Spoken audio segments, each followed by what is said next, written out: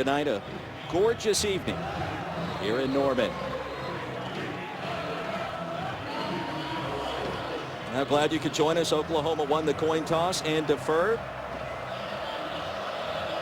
And the Cyclones back deep to receive this opening kickoff. And underway in Norman. It rolls through the back of the end zone for the touchback. 1st and 10 coming up for Iowa State. And JR, first look at Joel Lanning making just his 2nd start overall and his 1st start on the road tonight. How about Joel Lanning? Your 1st start comes against Texas at home. Then you go on the road to take on Oklahoma, one of the most physical defenses you'll face in the conference. But they like what he brings to the table with the ability to run the football. That's why they made the change to get the active mobile quarterback involved in the offense. Iowa State has been electric since he took over the starting quarterback position, going all the way back to the 2nd half of the Baylor game.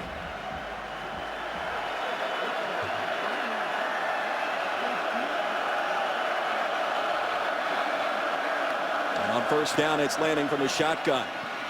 And a handoff to a star freshman tailback, and he goes nowhere. Stacked up at the line of scrimmage. No gain on the play. Mike Warren, one of the best freshman running backs in the country. They're going to try and get him many carries as they can often. He's got fantastic vision to the outside. Warren 46 yards away from 1,000 in his 1st season in Ames.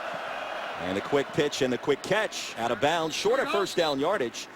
The stop made by Dakota Austin as we take a look at our impact players.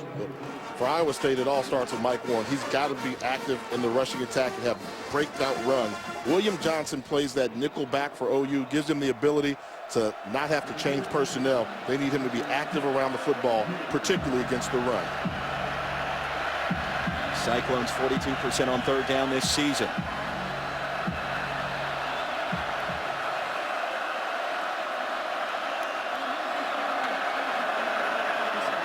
And Lanning's going to throw it. Pocket collapses, and there he goes. And this is why he's in the starting lineup. He's got the 1st down with an easy run. The ability to stay calm under fire is a great job by the defensive line of Oklahoma, getting pressure with just a 4-man rush. But great recognition by Joel Lanning to see a running lane and to pick up the 1st down. Gain of 9 yards on 3rd down and 2, and the drive continues.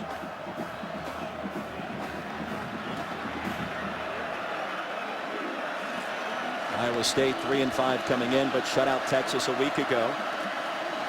Confusion on the handoff, and Lanning makes something out of nothing. A gain of 5 yards on 1st down. A stop made by Jordan Evans. Great football play there. Miscommunication between Lanning and Warner in the backfield. The quarterback shows poise, calls his own number, minimizes the negative effect, and ends up picking up positive yardage. Lanning, just a sophomore. Took over the starting quarterback position after a change at offensive coordinator last week. The pump fake. And Lanning lassoed from behind, short of the 1st down. That was Charles Tapper, the co-defensive player of the week inside the Big 12. Tapper coming off a 3-sack performance in the game versus Kansas. Great recognition on the screen. Didn't fool anybody. No place to go with the football for Lanning. Jay, if you go back and watch the game against Texas by the Sooners, this is what UT did. Mobility at the quarterback position. Sometimes it can be enough. Will it be tonight?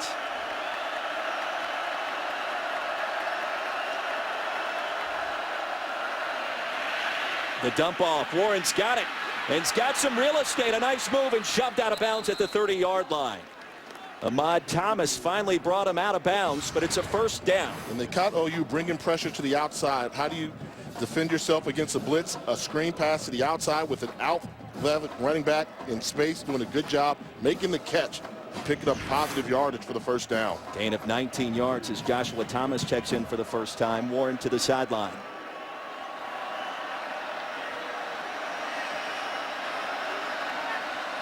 From the 32, opening possession of the ball game. Thomas the handoff, and a short pickup. Oklahoma so aggressive from a strong safety spot. That was Stephen Parker.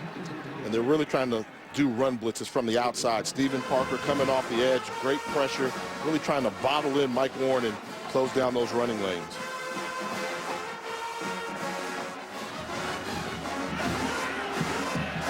Warren checks back in, a native of Oklahoma, although he moved around a lot as a youngster, his family in the military.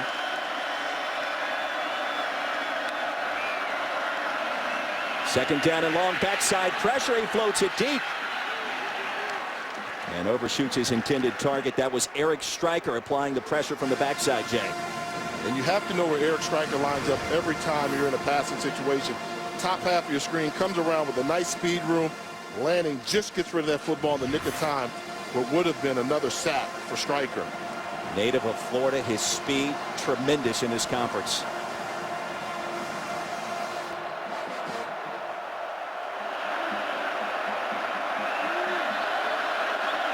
Third down, 9 yards to go. And landing with time. Out in the flats, caught. Short of first down yardage, down to the 25-yard line. It's a gain of 7 brought down by Austin. That's the tight end, Ben Bosin, just his 4th catch of the year. Good protection by the offensive line, able to double team Stryker to keep him off of the quarterback. Thrown underneath the coverage, allowing the tight end to make a play. Just came up 3 yards short. Drive bogs down.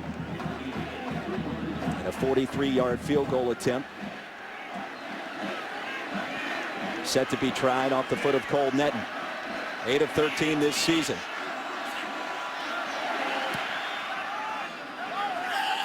And he splits the upright, so Iowa State strikes first.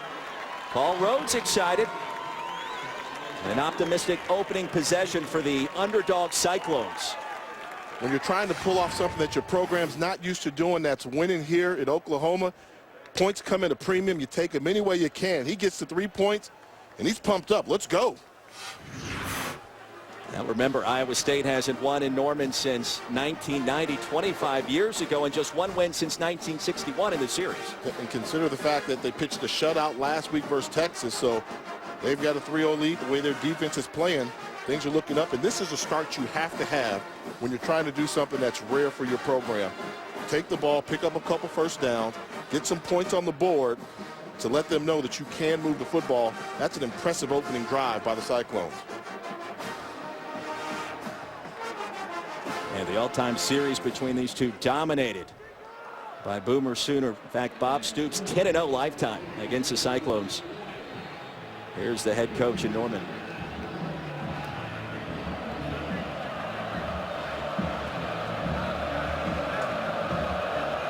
Chris Francis on for the kickoff.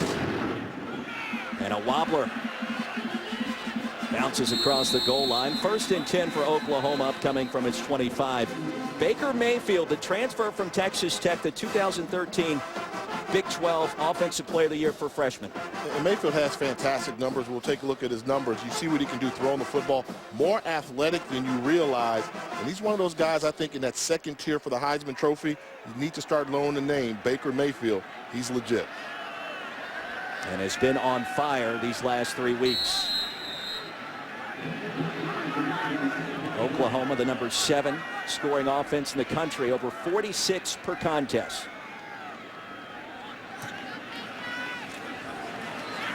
And a reverse. The flea flicker. Mayfield down the field. Wide open, and it's caught. Off to the races, and a touchdown for the Sooners. From 75 yards out, it's Dimitri Flowers, the tight end H-back.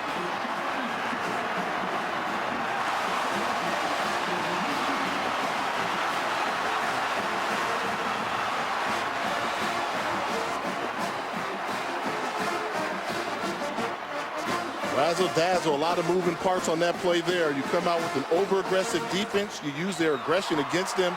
Flowers wide open for the touchdown score. Take that for a response by the Sooners to the Cyclones field goal.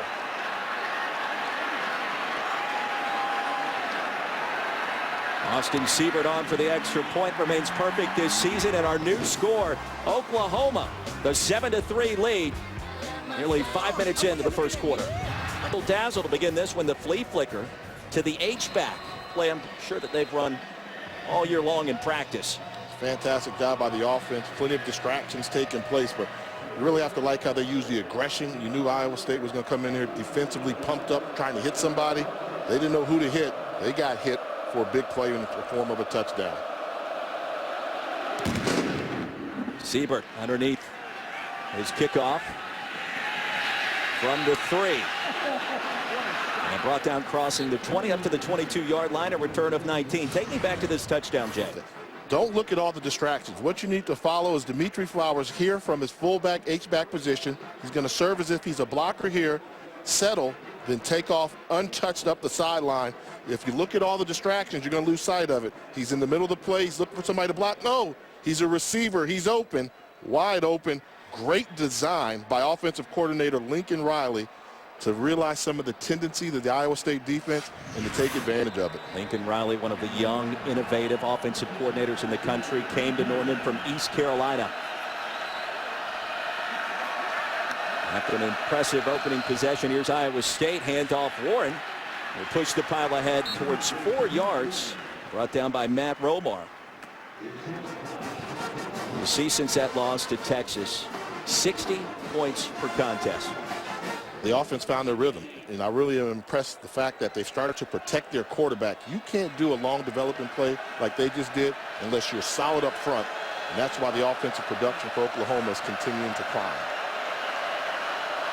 Called Warren down 2 yards behind where he finished on the turf. And he gets the call again, stacked up after a short pickup.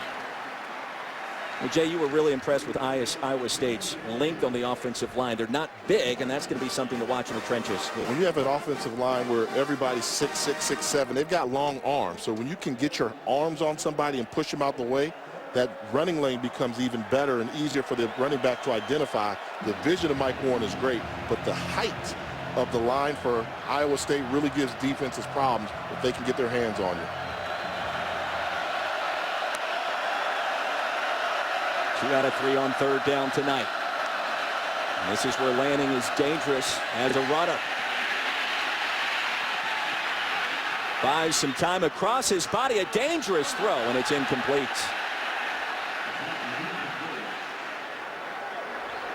Lanning did everything he could to extend that play, and really nothing doing. Great job defensively by OU. Yeah, that was a great job by the secondary of Oklahoma. One of the things that Mike Stoops does on defense, they play man-to-man coverage. You don't see a lot of teams willing to play man-to-man coverage, but when you've got the athletes in the secondary that Oklahoma has, they have that luxury.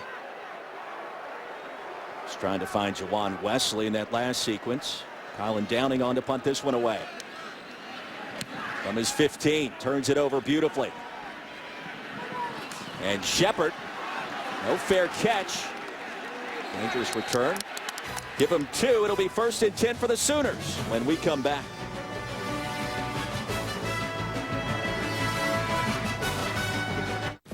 And White and also Sam Bradford. I mean, everybody knows Fournette's probably the leader right now, but watch out. There's a group of guys that are bundling up together. And I think Mayfield is one of those guys that should be mentioned in that category. Fantastic numbers. The touchdown interception ratio is phenomenal. 26 and 4. He's making good decisions with the football. Touchdown on a flea flicker just a few minutes ago. One play, 75 yards.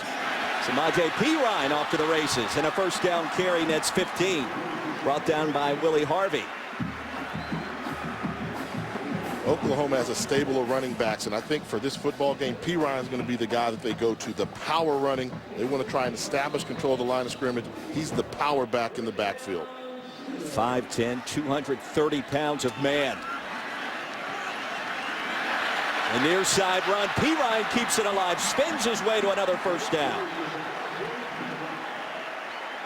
Gain of 16 yards, and the Oklahoma offense on fire. Lincoln Riley said that's been one criticism this year, to try to find that rhythm early. They're doing it tonight. Yeah, they started off with the flea flicker because they wanted to get it going early, and now they can go to the power football game with Perine.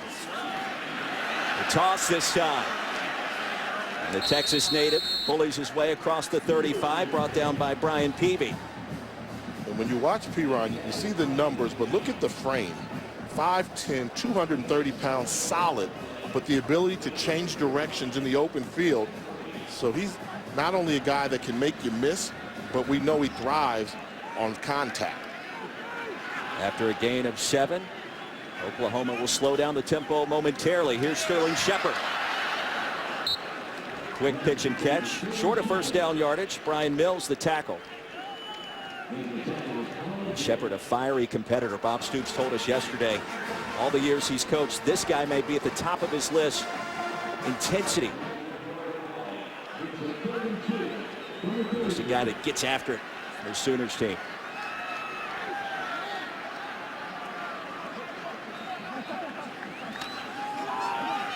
On third down, P. Ryan tries to get to the edge, and he can't get there.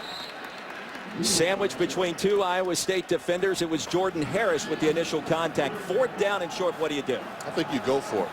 In this situation, you want to run the football. You want to establish you have control of the line of scrimmage.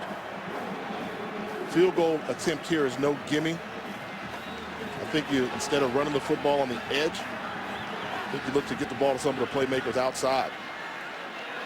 Empty backfield, and now here comes P. Ryan. And he'll flank Mayfield.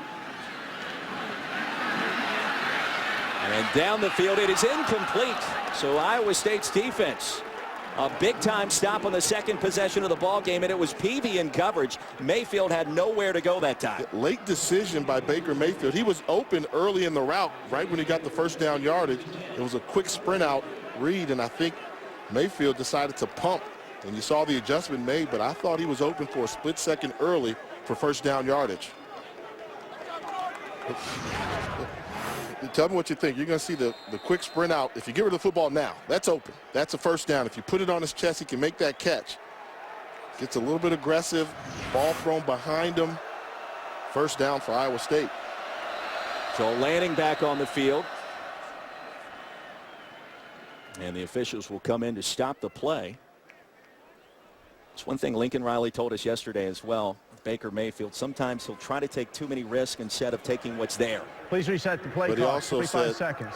That's what he likes about Baker Mayfield, because the moment you're saying don't do that, he does something spectacular with the football. And that's a gunslinger mentality. Eddie Shelton leads the Big 12 officiating crew tonight. More than halfway through a fast-moving first quarter. And Ryan, the deep handoff, he goes nowhere. They're all-purpose back. He'll lose 5 on the play.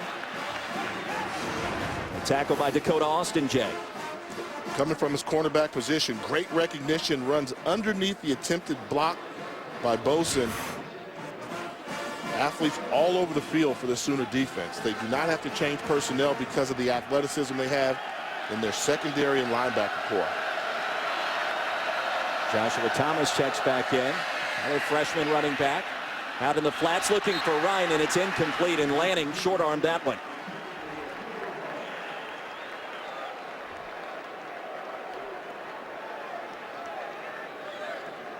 The strength of Joel Lanning is when he sets his feet, he's extremely accurate. But when he throws off his back foot, the coaches said he loses accuracy by 10 to 15%. That's a throw you have to make on a college football level to a wide open receiver in the flat. Number 2 making his first road start, just his second start overall tonight.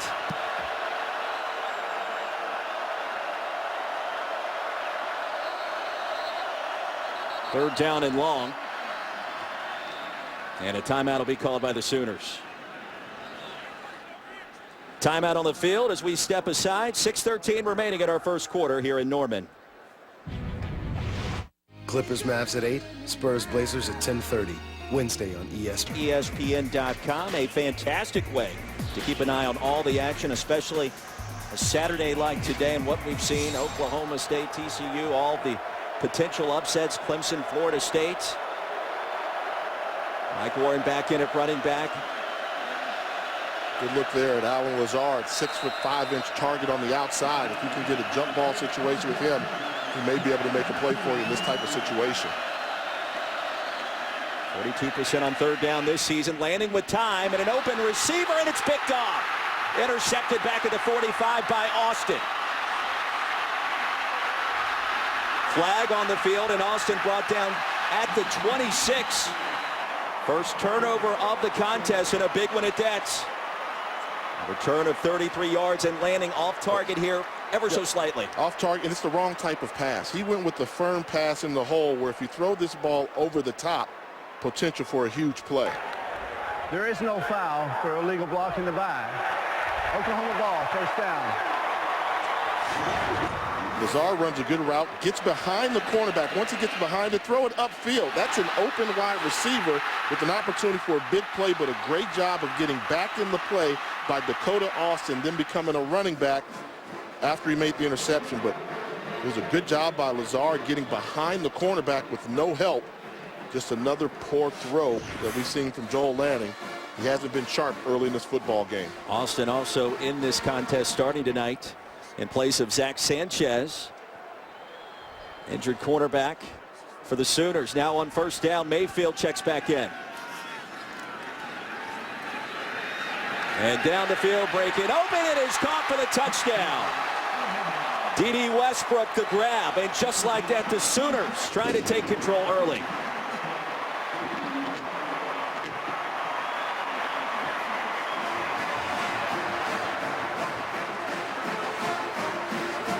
Simple post route by D.D. Westbrook, but Baker Mayfield all kinds of time in the pocket, able to go through his progressions and throw a strike for the touchdown. Second touchdown toss of the evening for Baker Mayfield. And Siebert's extra point is up. It is good. And our new score with 5:53 remaining in the first quarter, it's 14-3. Yeah, and a nice post route. Give him a wiggle at the top of the route, then separate from the defender. Ball thrown in stride. That's a perfect pass. And look at the pocket. Time to go through his progressions. Doesn't get touched on a ball thrown 20 yards down the field. He'll pick you apart. Oh, yeah.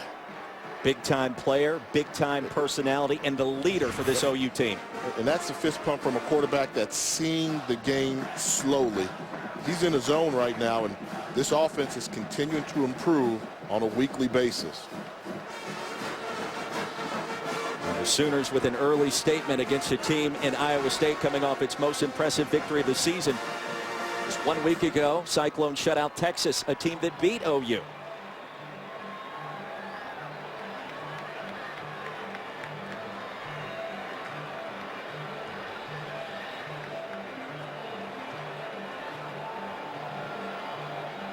Westbrook, another scoring grab, his third of the year. So many weapons for Oklahoma's offense. And now a very important drive coming up for the Cyclones, Jay. It's make or break time for them. This game can get away from them quickly right now. They had an impressive drive to start the football game. I think they need to go back to getting the football in the hands of Mike Warren in the open field. Siebert's kickoff, hammered through the end zone for the touchback. Now for our championship drive update, brought to you by Dr. Pepper. See what's going on in the Big 12, the Thursday night contest between the Bears and the Wildcats. Baylor remains undefeated. And Oklahoma State, perhaps pulling off the shocker today, right? The upset against TCU.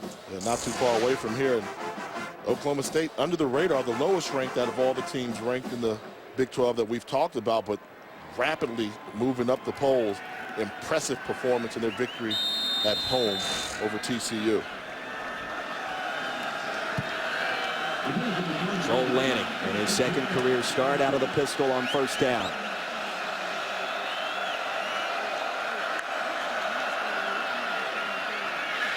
Ryan in motion and nowhere to run, a loss of 4 on the play. Mike Warren tackled in the backfield. Bond, the tackle for loss, a backup cornerback. You can see what the game plan is for Oklahoma defensively. The guys coming off the edge are going to force Warren to run in between the tackles. So if he's going to break a run, it's going to have to be on a cutback against the grain. On 2nd and 14, Lanning, a quick toss and it's out of bounds. Looking for Quentin Bundridge. Another throw that should have been completed. One-on-one coverage, simple 5-yard out route. The cornerback was giving him the throw underneath, but Lanning not able to find his rhythm yet throwing the football in this game. Iowa State went right down the field on its opening possession. An interception in its second timeout. Now 3rd and long here.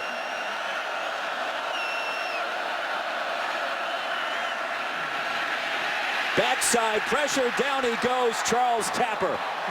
His 4th sack of the season and a big one right there.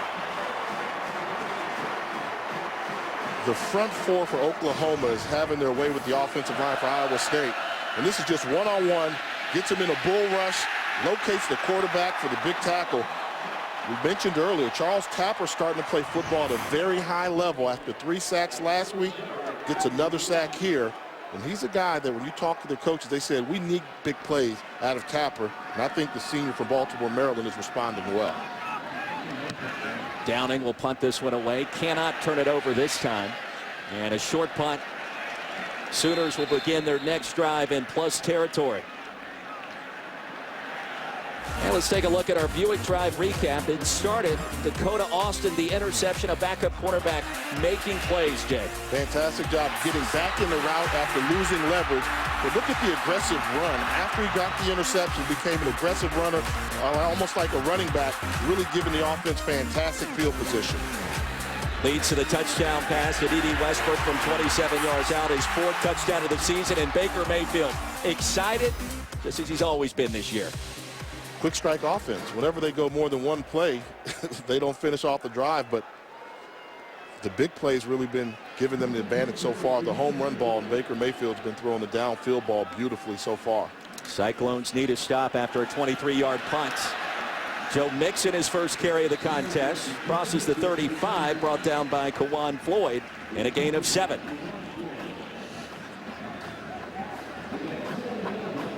Mixon, a native of California, and here comes the tempo. Pressure off the edge. Play action for Mayfield's got his man Duron Neal.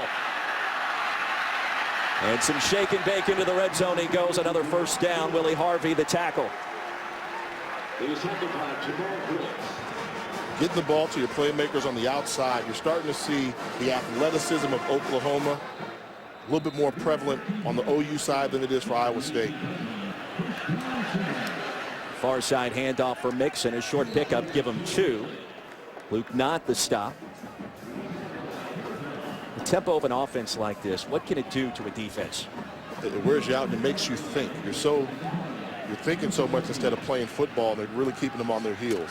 2nd down and 8 towards the end zone, breaking open and incomplete. Trying to find Shepard, already has 6 touchdowns caught this season. Jamal Wiltz in coverage. And that's a scary play for Iowa State. Although you avoided giving up the touchdown, Oklahoma recognized it was man-to-man coverage with their best wide receiver on a backup cornerback in Wiltz. Went right after him, almost came away with the touchdown. Mayfield 4 of 6 for 118 yards to start this one. And he'll change the play here with Mixon in the backfield. 6 in the box for the Cyclones, and Mayfield to throw with time. Takes off. Baker Mayfield. Touchdown, Sooners. Now the hop, skip, and the jumping just like that. 6 more on the board. America, get to know Baker Mayfield. If you fall in love with his numbers, you forget about his athleticism.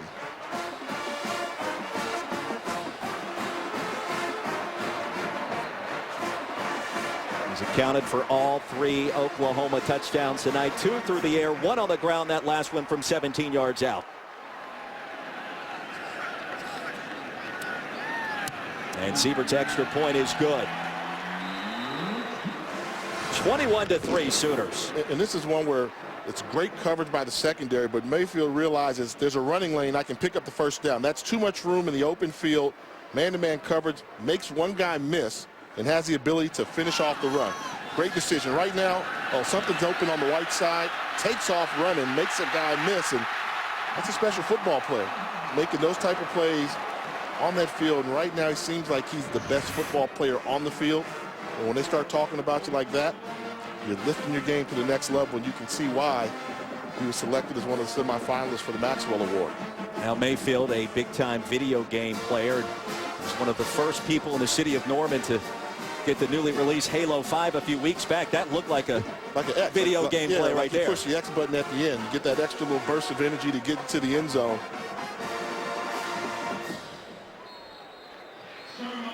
Now the Sooners in business. And Baker Mayfield, one of the big reasons why.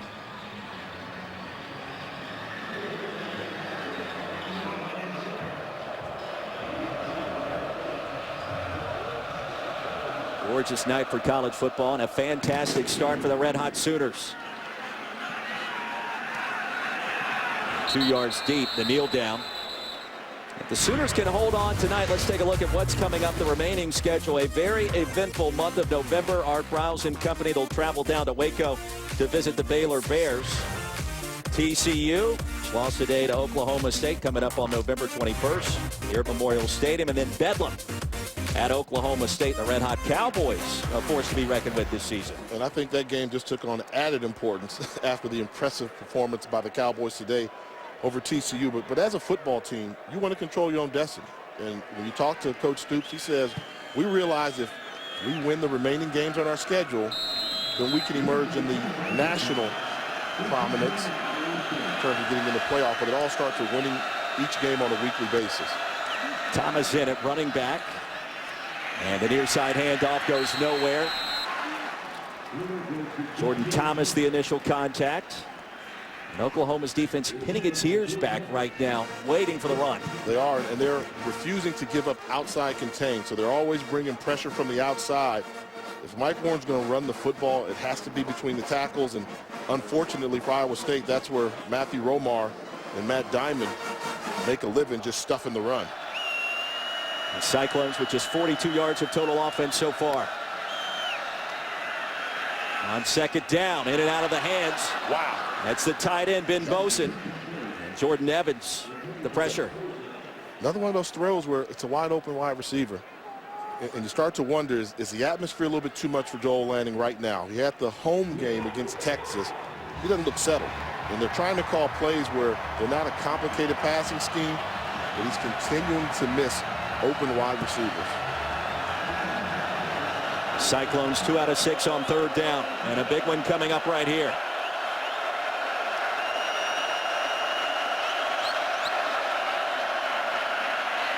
They'll set up the tunnel screen, nowhere to run, brought down crossing the 25, well short of first down yardage. It was Will Johnson, the nickelback. And Oklahoma plays too much man-to-man coverage to really do the wide receiver bubble screens. They're seeing everything right now, and Iowa State offensively has no rhythm whatsoever. A clinic on display by the Sooner defense. Now, talking with Bob Stoops and his coaching staff yesterday, there was a twinkle in their eye in the zone these last 3 ball games, and certainly that trend continuing so far tonight. Shepard back deep to receive this downing punt, and in traffic. Calls for the fair catch. And don't forget, coming up at noon on Sunday, the ACC championship game. Women's soccer, Florida State versus Virginia, followed by Texas A&M versus Florida, the SEC championship game right here on ESPNU. And now another opportunity for Baker Mayfield. And it's almost like you have the whole playbook at your disposal. I mean, they had P. Ryan running the football well. The offensive line is protecting well. The wide receivers are getting open. Right now, it's as if Lincoln Riley's playing video game football with his play selection. And they're making everything work. You tell me X is the button to press too, right? Quick pitch. Goes out to Neal. Crosses the 40. A gain of 5 yards. Jones with a stop. And something to note for Iowa State, this is the first year they've gone to a 3-4 defensive scheme. I mean, they're going with 3 defensive linemen and 4 linebackers, and they're doing that so they can have more speed on the field. But when you've got exceptional speed at the wide receiver position combined with the power rushing attack, they're not having much success. Sooners averaging almost 9 yards per carry. Close to a first down here. It was 2nd and 5. Jamal Wiltz with a tackle. So many different weapons, not only at wide receiver, at quarterback, but in the backfield, Jay. And you just feel like with the way the offensive line for Oklahoma's playing, there's been no pressure on Baker Mayfield. The offensive line is controlling the line of scrimmage. Quarterback sneak, Mayfield. Only needed a couple of inches, and I believe he got there. Harvey brought him down finally with the initial surge.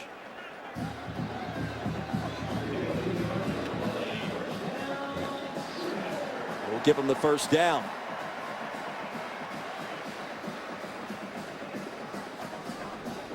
Mayfield in control, running Lincoln Riley's offense so far.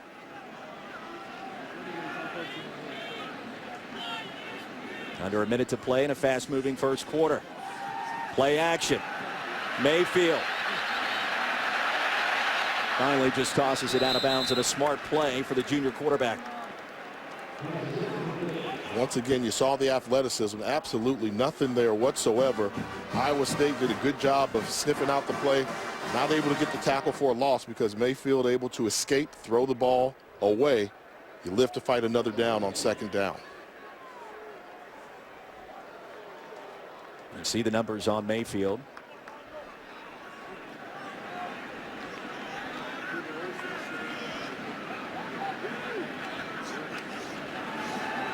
Second down and 10 with plenty of time in the pocket. Finally runs free and loses the football. And Oklahoma fortunate to recover. Good job playing zone coverage, and turning your back to the defense is never a good thing if you're a ball carrier. He gets spun around, gets hit, and the ball comes out. Oklahoma fortunate to recover the fumble. Kane Seeley, the junior from Iowa, forced the fumble. They'll lose a couple. It'll bring up third down and 15.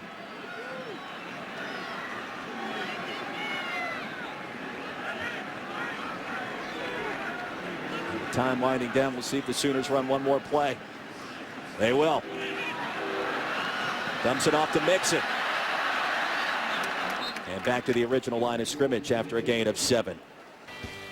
Well, the end of the quarter, 21-3. Our score, over 200 yards of total offense on the board already for the Sooners.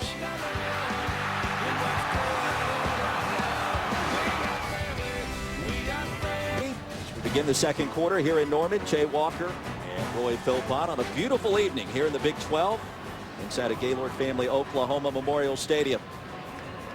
Notice the Baker hats? I like that. It's got a nice little ring. Reminds me of back in '84 when they used to have the Heisman tie when they were promoting Ty Detmer. First punt of the contest for Oklahoma's Austin Siebert. And a fair catch at the 10. Punt of 42 yards. Speaking of Baker, how about his night so far? A highlight reel waiting to happen. On the opening play from the offensive possession, wide open wide receiver, but he stood in there to deliver the football. But he's doing a really good job of throwing the ball downfield deep in the secondary for Iowa State, taking advantage of the one-on-one matchups he's receiving. And I really like this. This is a dimension many people don't know about, the athleticism of Baker Mayfield. He's more than just a guy with the golden right arm. He has a set of legs as well. I still think the X was the spin move. I'm thinking that's the O with the jump. First and 10 for the Cyclones, deep in their own territory, this time from the 10. Pressure off the edge and a flag on the field. And this will cost Iowa State movement at the line.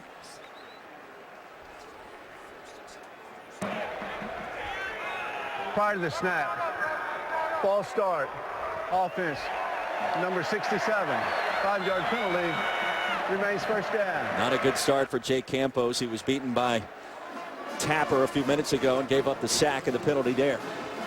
Playing left tackle against talented Charles Tapper. Then they've got Eric Stryker on the other side. Left tackle position is very valuable. He's got to step up his game tonight. And we'll back him up 5, this time from the 5-yard line. Sooners with a 5-man front. And the inside handoff, Thomas. Get 2 of those penalty yards back with a stop by Matt Romar. And plenty of size up front for Oklahoma's defensive line. 282, 260, 291. And Stryker off the edge as Mike Warren checks back in after a brief hiatus.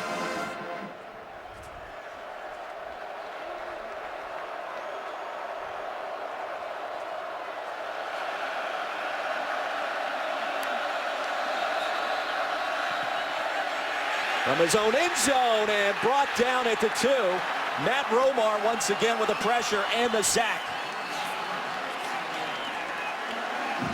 From the defensive tackle position, Romar 92 and Charles Walker 97. Bull rush up the middle, nowhere to go. And did you see the athleticism by Charles Walker to leap and leave his feet and make that one-arm sack? Almost rewarded with the safety, but it's the interior lineman for Oklahoma that allows them to do so many things that a typical college defense cannot. Stout on the inside. 3rd down and 19 from the 1, and here comes the crowd. And a timeout on the field as we step aside. 21-3 here at Norman.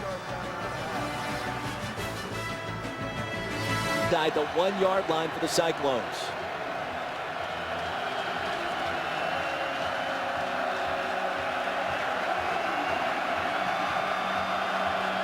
After 2 first downs on the opening possession, none since.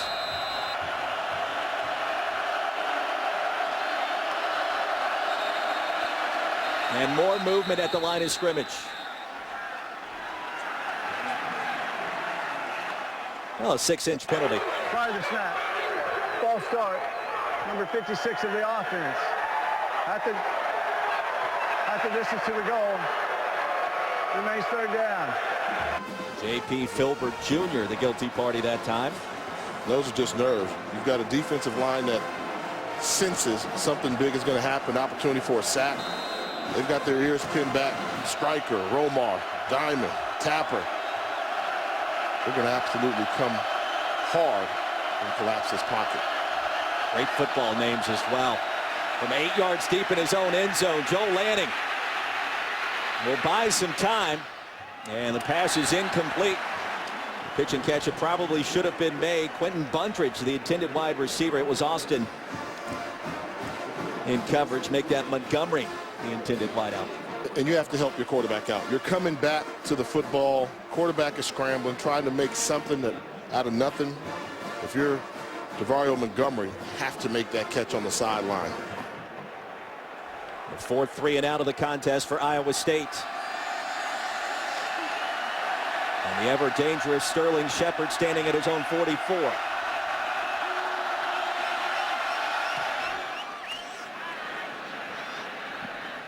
And a wobbler fielded by Shepard as he's ushered out at the 43-yard line.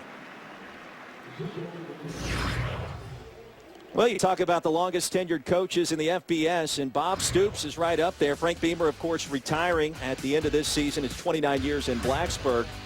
Stoops, this is year 17, Jay, and tremendous success. Kirk Ferentz also equaling Bob Stoops, head coach at Iowa. The Hawkeyes remain undefeated today. And Stoops 10-0 versus the Cyclones as the head coach here at OU. The majority of those wins have been dominant. 17 years. Where's the time gone? Man, it seems like just yesterday he was coming here to Norman, but he's had a tremendous run, and of course the national championship year will make you a legend. Another strong run for Perine, who coughs it up. Samaje Perine trying to gain a couple of extra yards, lost control of the football. Levi Peters in on the hit.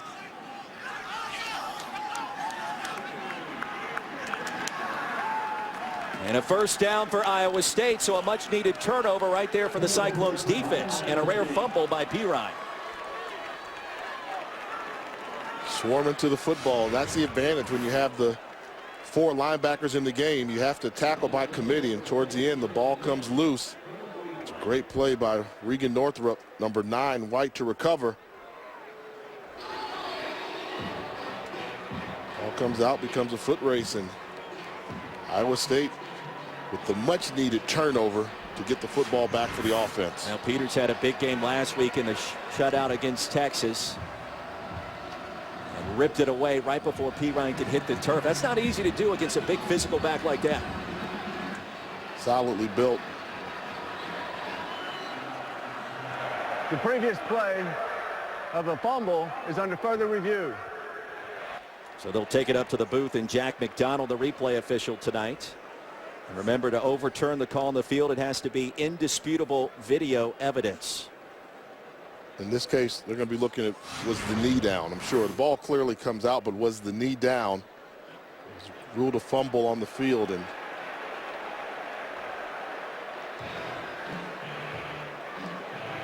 from that angle there,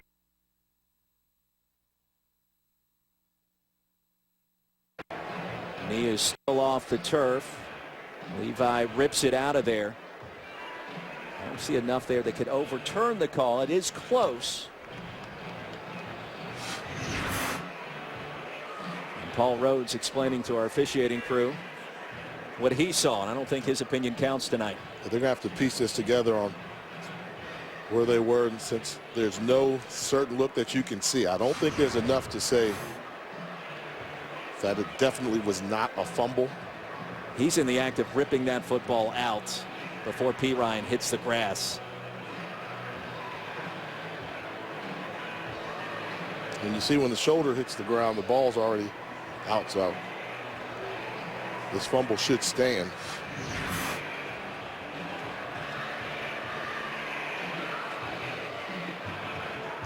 Bob Stoops talking things over. His Oklahoma offense fumbled it now 8 times this year.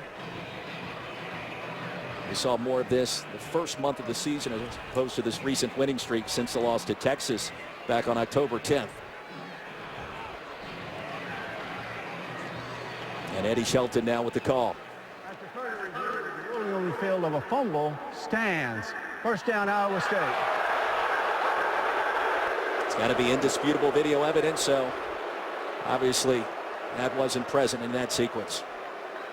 And right now, offensively for Iowa State, I think they need to take a page out of the Oklahoma playbook. Oklahoma wants to run the football, and they said, well, we're going to throw the football to open up the running lanes. Iowa State's been trying to run the football. Oklahoma is not allowing them to do that. Time for them to throw the football, get the ball to some of these tall wide receivers so you can open up the running lanes for your freshman running back. Wideouts, especially Alan Lazard, standing in at nearly 6'6". Handoff Warren, nowhere to run, stacked up and driven backwards. No gain on the play. Dominique Alexander, the hit. They're staying in the box, and they're not winning the battle, taking on the defensive tackles for Oklahoma. So I think you just have to throw the football, even if you go bubble screens to your wide receiver to force them to run sideline to sideline to open up the running lanes. Landing to throw, down the field, floats it. And a pass is caught at the 30-yard line. Alan Lazard, we talked about him a few minutes ago, the 6'6" frame in play there. He can be a difference maker. A difference from last season when he was a great freshman to his sophomore year. He's coming down with more of these footballs in jump ball situations. They're calling his number more. Leading receiver for the Cyclones, and that's a huge catch. Gain of 29 yards. Warren the handoff. And dances his way for a couple, brought down by Eric Stryker. Warren leads all FBS freshman running backs in rushing yards and yards per carry this season.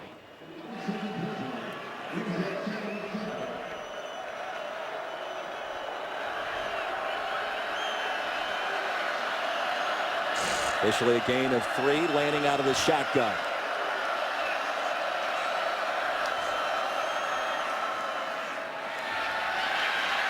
Off of play action and incomplete.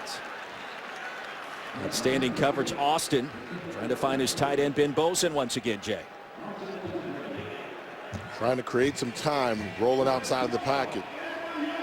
But I still think if you're Iowa State, you do have an advantage with height with the wide receiver core. Alan Lazard, 6'5". Quentin Bundridge, 6'2".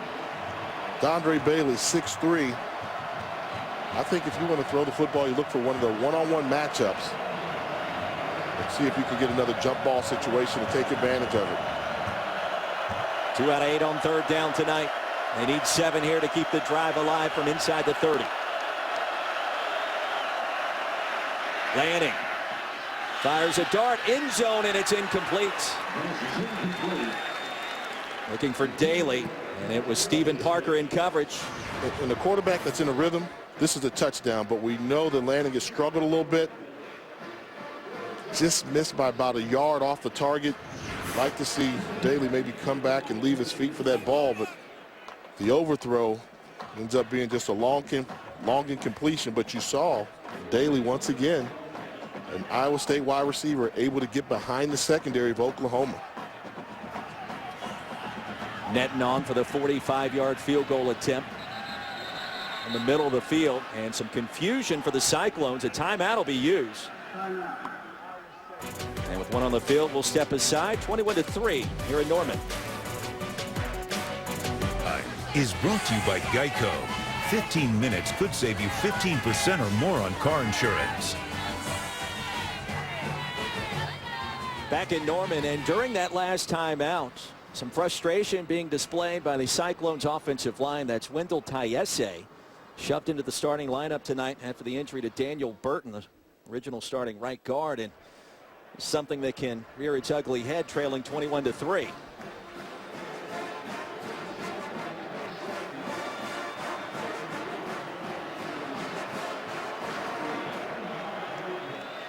Netton back on for the 45-yard field goal attempt.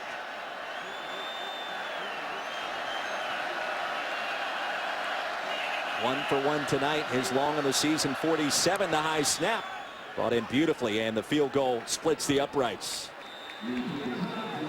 21-6 our new score. 11:35 remaining in our first half, and you see the last 6 drives after a fairly successful opening possession, Jay. Nothing really doing until then. Yeah. Now celebrating its 11th year sponsoring the Good Hands Field Goal Nets, Allstate makes contributions to participating universities' general scholarship funds for each field goal and extra point kick. To date, Allstate has contributed millions in scholarship funds. You got this kind of bickering going on in the same team. That could be an issue. I mean, tension's riding high, and this is a team that's coming off an historic victory last week. It's been a different story here tonight. You know, you like the effort, you want the intensity to be there, but you're talking about 2 fifth-year seniors that have been around the program. Let's hope they can just put that behind them and focus on the job at hand. And meanwhile, field goals really not going to get the job done tonight against one of the top offenses in the country that's in the zone the last 3 games. Oklahoma's on fire throwing the football, an offense that's averaging 45 points a game, and they're looking to improve upon that. Talk about clicking at the right time of year. This Oklahoma Sooner offense is coming up to the meat of their schedule, and they're playing football at a very high level.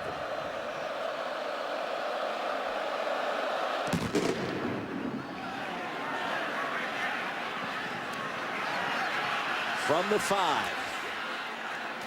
And short of the 25, it'll be 1st and 10 for the Sooners. Now for a Big Ten update, let's send you to Brendan. Good evening, Roy. Thank you very much. Let's go to Lincoln, where the Nebraska Cornhuskers taking on Michigan State. Nebraska with a 10-3 lead in the second quarter, but Connor Cook hits McGarrett Kings Jr. He makes a move and finds the end zone. The Spartans tie it at 10 with 11.5 minutes. Thank you, Brendan. A big game for Michigan State. Obviously, they're all big in the month of November, especially when you're undefeated. And when you're one of the teams that's outside the top 4, every game counts, and you have to start wondering about style points. But think about Michigan State. That defense is going to carry them a long way. Mayfield back on the field. And with time, throws a dart. It's caught crossing the 20. And a short pickup on 1st down to Joe Mixon, a gain of 6. You have to be certain that Lincoln Riley told the Sooners that ball security is the key right now.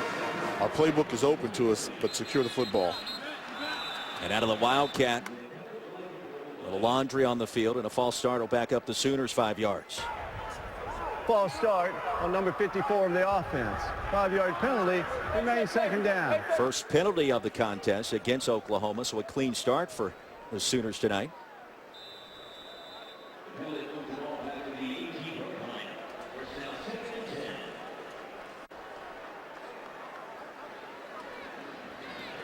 Casatati, the guilty party. And on 2nd and long, Mayfield thought about it.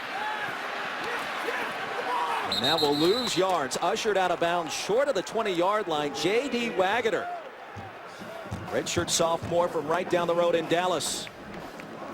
Good recognition by the Cyclone defense, not fooled by the misdirection, forcing Mayfield to eat it. No place to go with the football. It's a big play for Iowa State. 2nd tackle for loss this season for Waggoner. Big 3rd down coming up. Iowa State in search of another stop. Sooners need 12. Crossing pattern. Needed to get close to the 28. And Sterling Shepard's going to get there. A nice pitch and catch and a great run. And the awareness by Sterling Shepard. They realized that he was going to have to catch the ball short and run for the yardage of the 1st down. Going to come all the way across the formation accurate throw to hit him in stride. And look at him, look at the sideline. He knows the awareness and stretches to pick up yardage to almost get the first down. It's close. Second catch of the ball game, and it looks like he's going to come up just short. The Iowa State defense holds. Siebert on to punt this one away. And a fair catch made at the 33, a punt of 39. Well, the Cyclones got to be better than this, don't they? And think about it, on that first drive, the quarterback position landing was 2 of 3. Since then, 3 of 11 throwing the football, and you just have to have more productivity than this. Scoring field goals is okay, but there are too many punts in between, and you just don't have the feeling that Iowa State has found their rhythm offensively of what they're going to do to attack the Sooners. I still think it comes back to them throwing the football and the wide receiver core making some big plays for a quarterback that does not have his accuracy yet in this ball game. So here comes Joel Lanning, 5 of 14 in the passing department, just 63 yards to start this one tonight. Cyclones need some points on this possession. Under 10 to play in the first half. Pocket collapses. Lanning gets rid of it. And a short gain on first down. Actually will net 5.5 yards. Ahmad Thomas in coverage. One thing I've noticed about Oklahoma, they probably play more man coverage than 95% of the teams out there in America. And if you see it, it's man-to-man coverage across the board. There goes Mike Warren, a little shake and a bake. And the juke gets the first down after the reception by Carson Epps. Stephen Parker the hit. And that's what can happen when you have the defense thinking about the threat of the pass. Then some of those linebackers that have been coming up for run support, they've got to drop in coverage. And you can run the football a little bit more effectively. The drive continues for the Cyclones. OU shows pressure. And a false start will back up Iowa State 5 yards. False start on number 56 of the offense. 5-yard penalty. Remains first down. Well, the one thing offensive coordinator Todd Sturdy told us this week, we have to avoid 3rd down and long. It means efficiency on 1st and 2nd down. We haven't seen a lot. 3rd down so far tonight for Iowa State. They need to be more productive on plays like this one right here. Bringing pressure. Lanning the keeper with the stiff arm and a nice move into OU territory. And a first down for the Cyclones, brought down by Dakota Austin. That was a great recognition by Joel Lanning, realizing that the Sooners continue to bring blitzes from the outside linebacker position, held onto the football split second longer, pulled it from the stomach, found running lane outside. Now in plus territory. 4 wide receiver formation. Warren picks up the pressure. And a dangerous throw's caught for a short pickup. Well, Todd Sturdy, of course, the new offensive play caller, has been on the job for about 10 days after Paul Rhodes parted ways with Mark Mangino. Differences in philosophy. New starting quarterback, new play caller now, Jay. And I think what they wanted to do was utilize the mobile quarterbacks a little bit more. The previous starter was Sam Richardson. Hesitant to run the football. You get more mobility when you bring Joel Lanning in as your starting quarterback. Not often you see that kind of transition mid-season. Near side run will net 3. Make it 4 yards. 3rd down and short coming up after the stop by Diamond. And when you talk about Joel Lanning starting, he's just a sophomore. You talked about Mike Warren, he's just a freshman. Alan Lazard, just a sophomore. At the skill positions, they're youthful. So they have a foundation in place.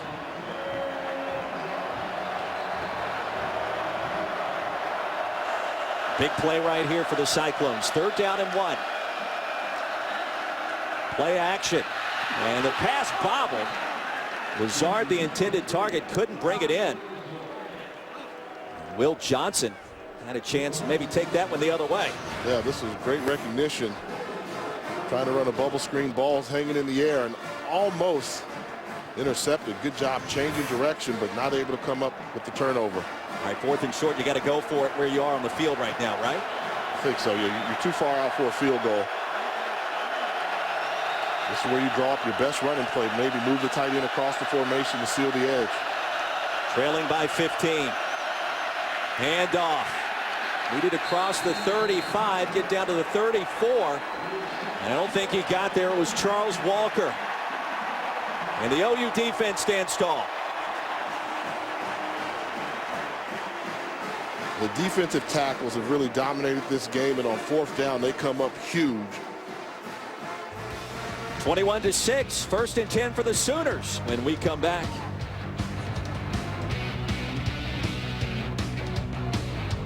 Game off to a fast start. 3 TDs early. He's done that. Seth, the only thing that worries him is when the offense gets off to slow starts. They came out here with the game plan saying we must start fast, energy level high. I think they accomplished the goal. Impressive on their first 3 of their first 4 drives. That first play tonight from scrimmage for OU. A flea flicker went 75 yards for a touchdown. Back to live action. A dump off over the middle up to the 40-yard line. Kawan Floyd with the stop. A reception made by Dimitri Flowers, who scored from 75 yards out earlier. We'll go tempo. The tunnel screen. Close to first down yardage. Ron Neal the grab. And Jamal Wiltz made the tackle, but not before another OU first down. Not an easy throw by Baker Mayfield. Quick release, throwing that ball out there accurately. But the great ones make the tough throws look easy. Deep handoff here. Mixon into Iowa State territory. Talk to me about arm strength for a second. When we watch Baker Mayfield, do you like what you see in that department? Oh, he can really spin it. Watching him in the pregame, he was putting on a clinic. He can make all the throws needed to be a big-time quarterback. Remember, started his career at Texas Tech. Here's play action. Mayfield will buy some time down the field. A low pass. And it is ruled a catch by Neal. Deron Neal, Brian Peavy in coverage. Gain of 10 yards and a nice play and a nice grab. And that's another one of those arm strength throws. He was actually running backwards when he had to throw that football off the back leg. I'm going to take another look at this one. The completed catch is under further review. See if he gets his hands underneath it. Now the cradle, the arm. Does the ball move? That's a good job. I think he got his hands underneath there and secured the football.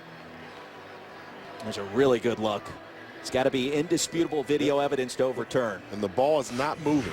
So once he clinched the ball close to his body, we didn't see much movement from the football.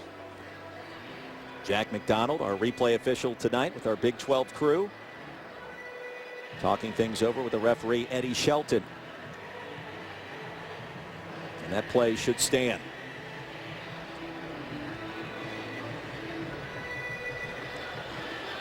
After further review, the ruling on the field is confirmed. First down, Oklahoma. So a gain of 10 yards and a nice throw, Jay. Now, this is nothing that's going to show up in the stat sheet impressive, but watch him as he escapes. He's running backwards, cannot step into the throw, but has the arm strength to throw it 20 yards downfield while he's running away from pressure. That's how you know that arm strength is not a question with Baker Mayfield. And coming from a former quarterback, you would know, and certainly on display there. 32nd catch of the season for Deron Neal in his 4th tonight. 4 wide, Mayfield steps up in the pocket. Keeps the play alive to the edge. And sent out of bounds at the 35. Regan Northrup finally able to bring him down. Another quality pickup on first down. Give him 6 on the play. 2nd down and 4 coming up. Here comes more tempo from the Sooners.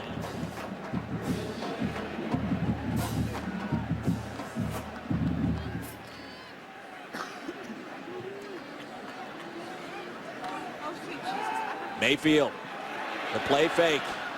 And a pass comes in low. It's incomplete. Looking for Jarvis Baxter. Juan Floyd in coverage.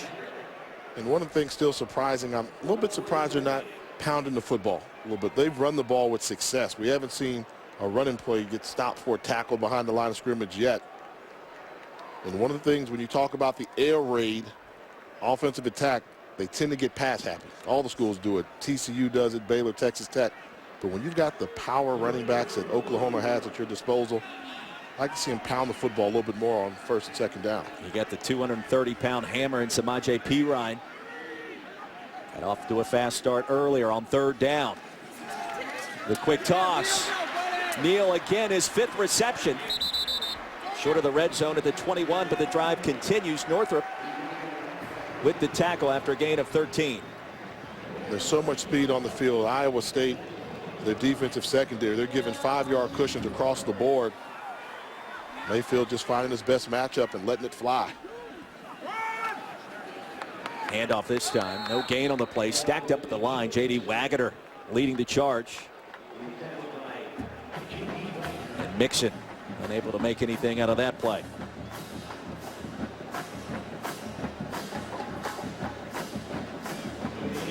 Now Baker Mayfield bringing the swagger back to this Oklahoma offense. Looking for a big play here. His team up by 15. Now under 5 to play in the first half with time.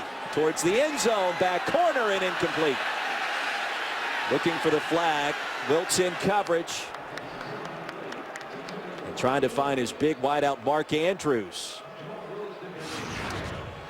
Seemed like Jamal Wiltz did a pretty good job trying to run him off. There's some contact, but not enough to warrant a flag. Yeah, good no call that time.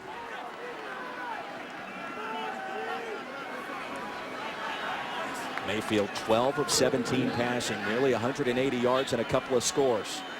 Take a look at Sterling Shepard in the slot right there on the hash mark. Most dangerous man on the field right now. And a timeout called by the Sooners. Timeout. Oklahoma. 1 remaining, 4:53 to go here in our first half.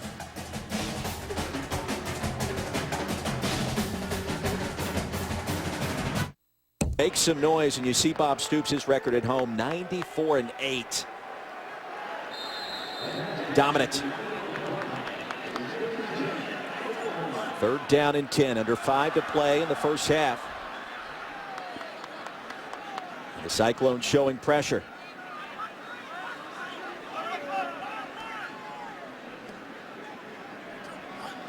A 6-man front, they'll back out of it. Mayfield with time down the field and incomplete. Looking for Baxter, nothing doing. Outstanding coverage. Wiltz once again. Good job by Iowa State. Bend but not break defense. Not giving up a touchdown, and they stopped giving up the big plays. That's going to force Oklahoma to go for a field goal. Siebert back on the field, 11 of 13 this season. He's been one of the top freshman kickers in the country. Also handles the punting duties, a 39-yarder. Made his first 10 attempts this year on the way. And hooking off the upright, it is no good. So the Iowa State defense holds.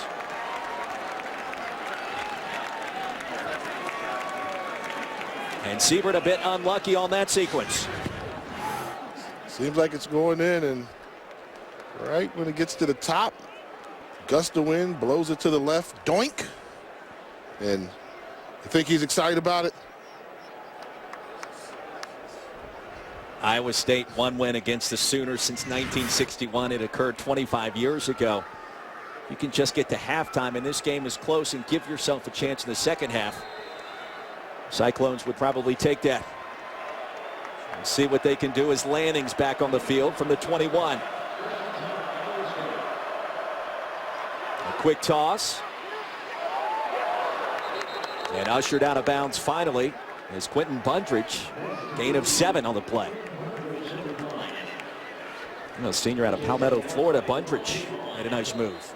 As much man-to-man coverage as Oklahoma likes to play, if you can get the ball to a guy like Bundridge or Lazard out on the perimeter, they can make somebody miss and rip off a big play in a hurry.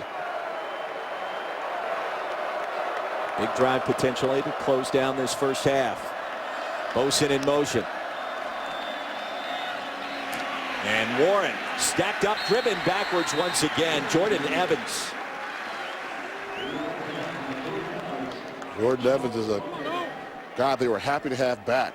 Very rangy and athletic. He's a guy they call their traditional run stuffer linebacker. 6'2", 240 pounds, a junior from right here in Norman, Oklahoma. He comes up with big hits time and time again. Lost his shoe. Frank Shannon checks in, the backup linebacker. Senior from Dallas. Big third down play. Iowa State just 2 of 10 on third down tonight. And Lanning in traffic fires it incomplete. It's tied in again, the intended receiver Bonds in coverage. And the punt team back on the field for Iowa State.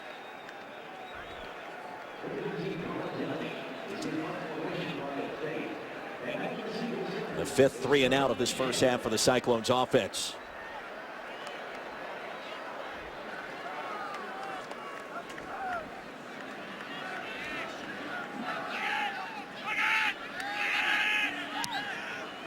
Francis hits this one off the side of his foot. It'll take an Iowa State bounce out of bounds. 1st and 10 coming up for the Sooners. And for another Big 12 update, we check in once again with Brendan Fitzgerald. Okay, Roy, thanks very much. We'll check in on the Red River Rivals. Texas hosting Kansas on the Longhorn Network tonight. Gerard Hurd to John Burt for the 84-yard touchdown. Tyrone Swoops added a touchdown as well. It's 17-0 Longhorns in the first quarter. Brandon, thank you. Charlie Strong in search of another victory in conference play, Jay. And they needed that for their offense after getting shut out by this Iowa State squad last week. Texas seems as if they've got their offense in gear. Perine back in. It's the carry. Across the 30 and a gain of 4. Brought down by Floyd. Juan Floyd's had an active first 2 quarters tonight.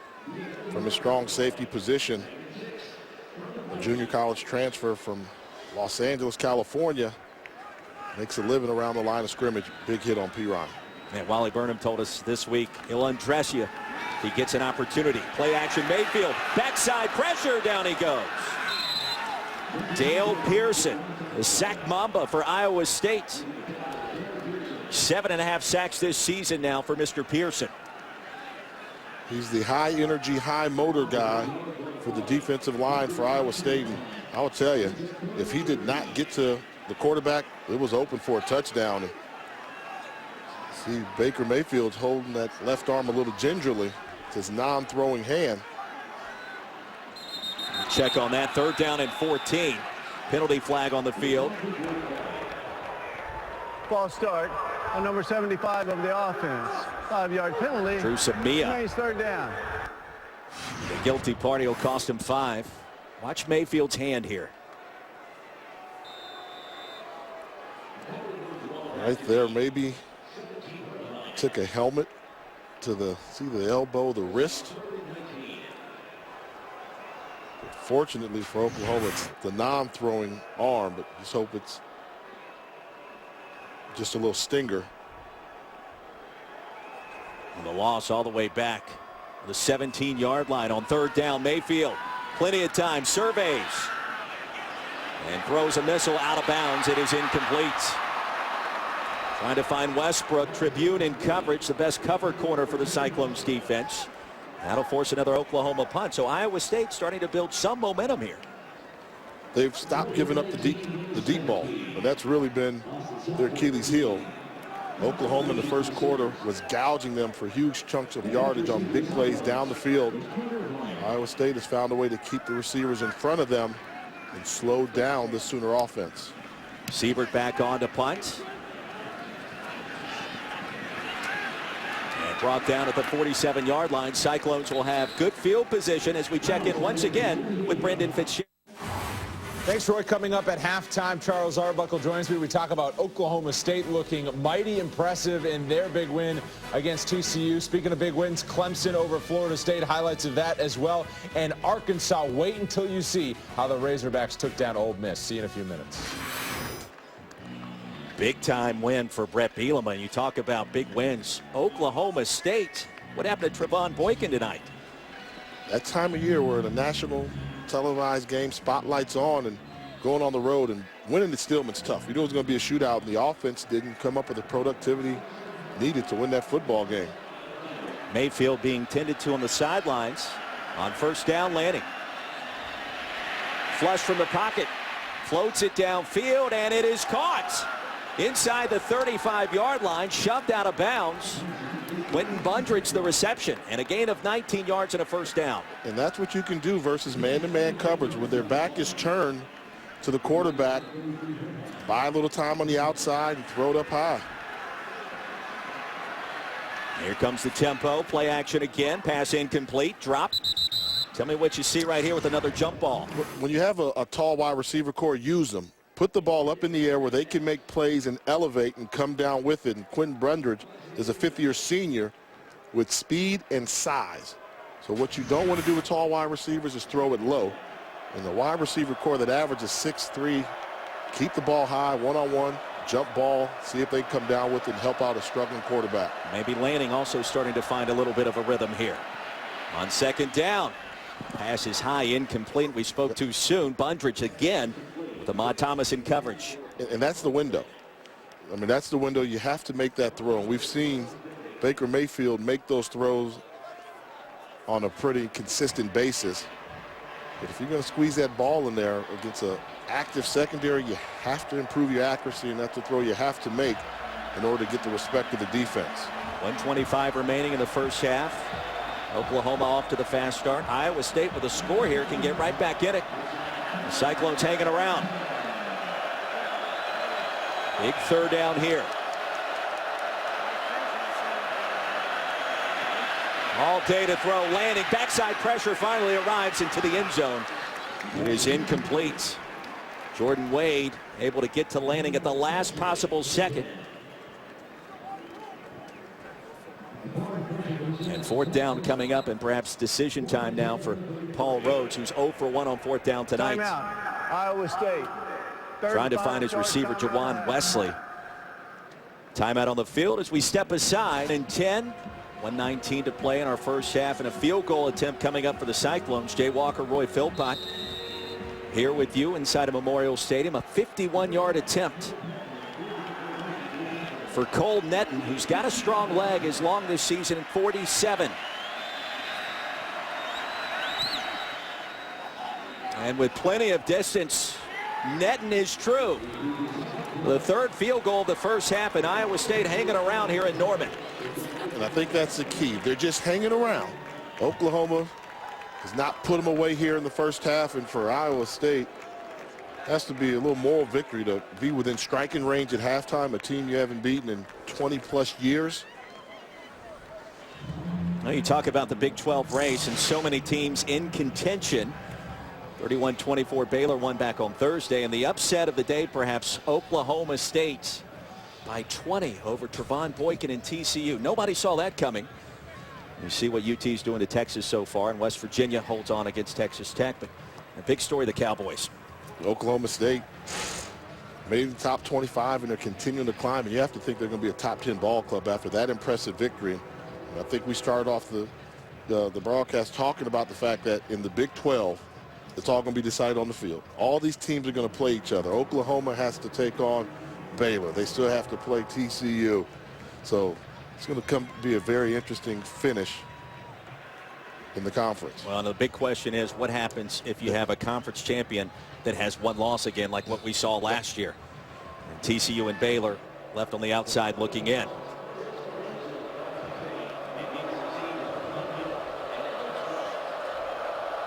Well, Francis with the kickoff. Fielded inside the 1. A little stutter step, nowhere to run, and brought down short of the 15-yard line. You want to talk about playing it out on the field, the gauntlet. Look at the schedules. Baylor, TCU, Oklahoma State, and these Sooners. And here's how you know it's big. You can't circle just one game and say this is going to be the one that's going to determine it. Normally this time of year you're thinking, hey, one game's going to be the one, but why don't we do this? That's the gauntlet. That's going to determine. The whole gauntlet's going to be determined there. But November 28th will be special for Oklahoma and Oklahoma State. Bedlam. No better rivalry in college football today. Mayfield back on the field. Good news for Sooners fans after his hand was tended to a few minutes ago. A quick toss. Caught at the 15 and a short pickup. Give him 2. And you really have to give credit to Iowa State. I mean, they are, whatever they're doing defensively, the pre-snap read from Baker Mayfield is forcing him to throw the football quick. And they're getting rid of the ball. They're coming up and tackling at the line of scrimmage. They've really stopped giving up the big play. Trips to the top of the screen. Handoff. P. Ryan dances his way across the 20. Fumbled earlier in this quarter up to the 21 and brought down by Willie Harvey after a gain of 4. You're starting to see the defensive line match the intensity of Oklahoma as well. No longer getting pushed around. They're starting to play more stout. The front 3 defensive ends, particularly Dale Pearson, number 45. So on 3rd down, Oklahoma content to let this clock run down. A big halftime report coming up. There have been 2 huge upsets in college football today, including one with ramifications here inside the Big 12.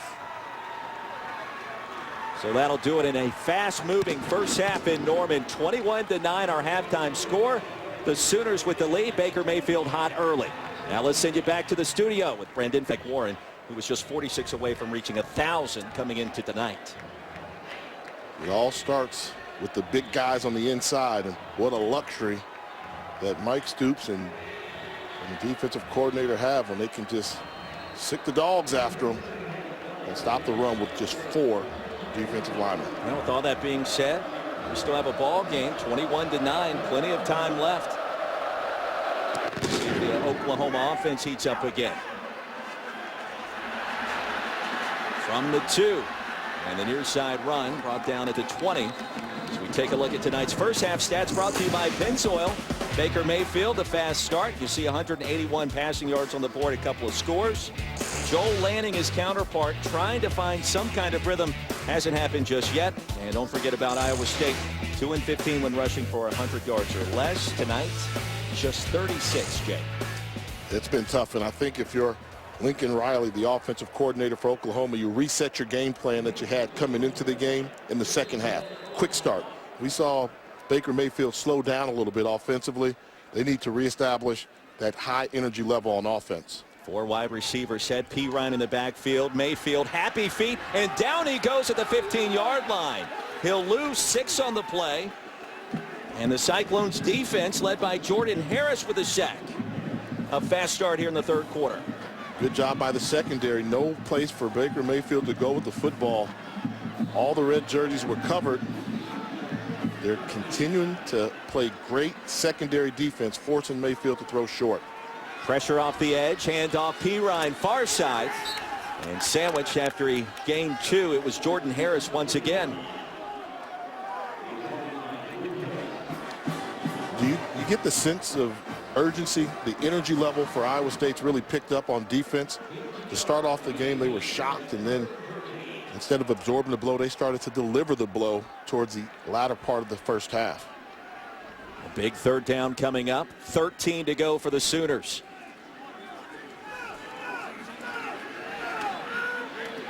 Pass is caught, 34.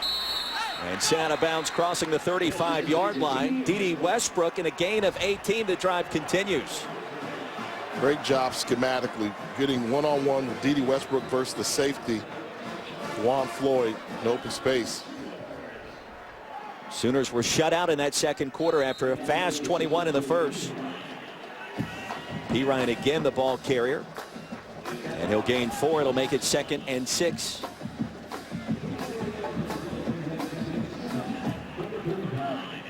Call it a long 7. Mayfield tempo.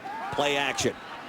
And a pump fake. Buys some time. 1st down. Jarvis Baxter.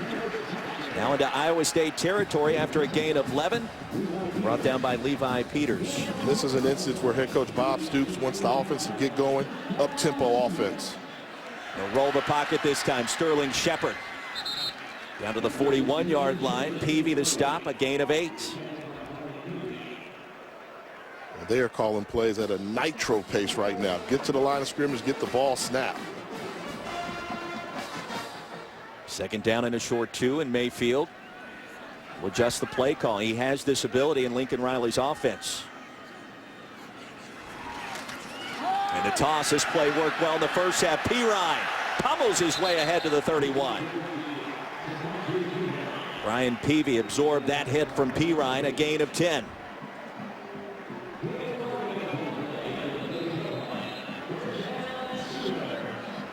And welcome to Big 12 football. More tempo for the Sooners. Mayfield, Neal, another first down in the red zone this time. So, Jay, we see Oklahoma score on the first possession of the first half with a flea flicker, trying to do the same thing here to start the third. And they found a good rhythm throwing the football with the intermediate passes. Tunnel screen, Neal.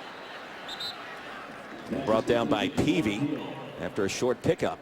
And Oklahoma gets it going. This fast break tempo is phenomenal. And it's all predicated off of Sterling Shepard. What is the defense going to do to him? And then they can make whatever calls they want for their adjustment. Iowa State shut out Texas a week ago. Gave up 21 first quarter points tonight. As Pirine shifts. A play fake. Mayfield all day. Great job by the Cyclones secondary, and Mayfield shoved out of bounds. Going to lose a couple of yards on the play. That was Thomas applying the backside pressure. And once again, take a look at the secondary. All the white jerseys playing zone, lock it up man on man. There's nobody open. The wide receiver just thinks he's open. There's a safety behind him. No place to go with the football for Baker Mayfield. The Iowa State secondary has made some great adjustments, and you're starting to see the zone coverage cause trouble for Oklahoma's offense with their big play capabilities. The 11th play of the drive coming up. It's 3rd down and 11. Max protect. Mayfield flings it down the field, and it's incomplete. Trying to find Westbrook. Nigel Tribune in coverage. 4th down coming up.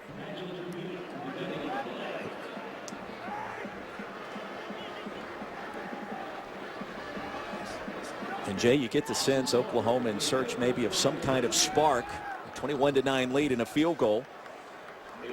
See what happens in this third quarter. It's been a bend but don't break defensive effort for Iowa State.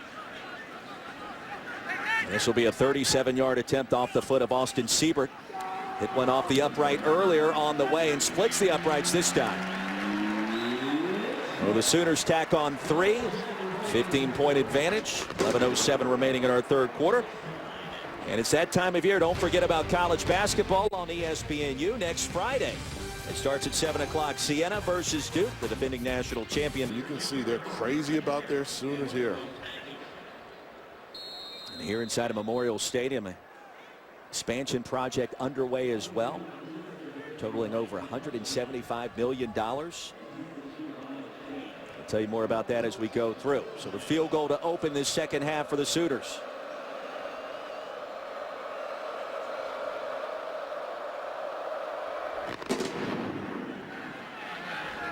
And hammered through the end zone as we check back in for another Big 12 update with Brendan Fitzgerald. All right, thanks very much, Roy. This is Nebraska trailing Michigan State by 4. Tommy Armstrong Jr. goes to Alonzo Moore. Nebraska would score in the next play. The Huskers have a 20-17 third quarter lead.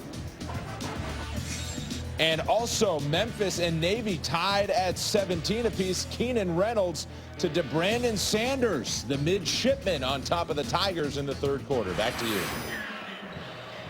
Interesting developments in the Big Ten. Also Keenan Reynolds getting the job done for the Naval Academy, Jay. Oh, nice double move. Lanning down the field, caught inside of Oklahoma territory. Lazard again with the catch and a gain of 27. And it was a great route by Lazard. Double move, throw it up high. 6'5" target. Do not underthrow it. Allow him to go up and make a play. Biggest improvement of the game for Alan Lazard from his freshman year to his sophomore year, coming down with the jump balls. You see the numbers on Lanning starting to improve. Lazard also. An impressive first 2 quarters now in the books. Hand off to Warren. And a short pickup on first down. The stop made by Romar.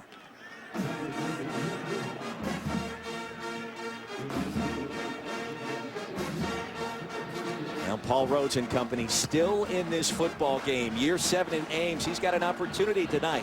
If they can figure out a way to punch it in the end zone to finish off a drive, this becomes a contest quickly. 9 yards to go. The wheel routes, and it's picked off at the 35-yard line. The second interception of the ball game. Dakota Austin, and they're going to say it's incomplete. You must complete the act. So once you make the catch, you must complete the act all the way to the ground. That ball's coming out. What a good job by the wide receiver, not allowing him to come away with that interception. Trevor Ryan, the all-purpose back, standout returner, robbing Austin of his second pick of the ball game. Third down. Lanning keeps it alive. Backside pressure. Down he goes. Charles Tapper, his second sack of the night.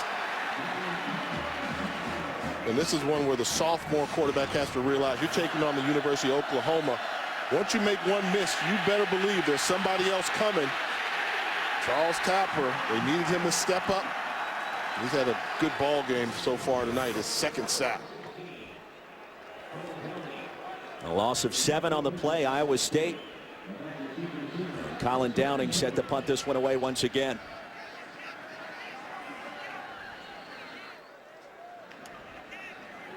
Shepard awaits at his 15. And signals the fair catch. He makes it inside the 20. Timeout on the field as we step aside. The Sooners by 15.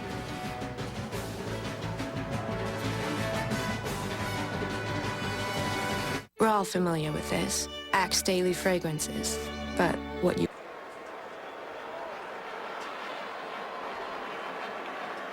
And here comes the Baker back. Joined by Samaje Perine in the backfield. Iowa State, despite trailing by 2 scores, still hanging around, still in this one. Hanging around, particularly on the defensive side. They've really stopped giving up the big play, keeping everything in front and making good tackles in the open field. Perine near side crosses the 20. Gain of 3 brought down by Floyd. Now, Kawan Floyd battled a hamstring injury earlier this year. Also a broken hand. Still out there giving it his all for the Cyclones.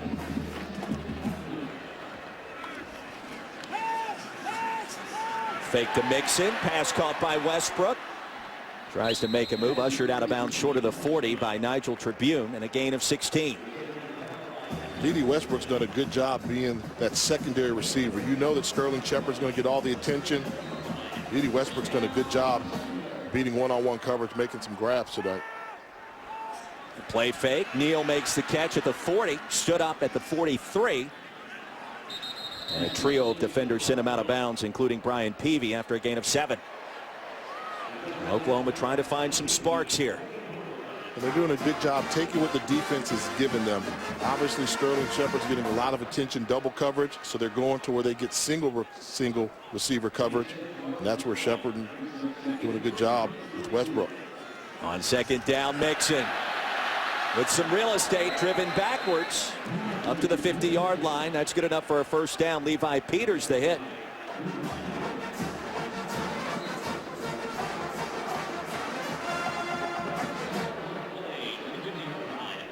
And now the Sooners backing off of that tempo. Should be pointed out, we haven't had a touchdown scored since the first quarter after a quick 21 on the board by Oklahoma.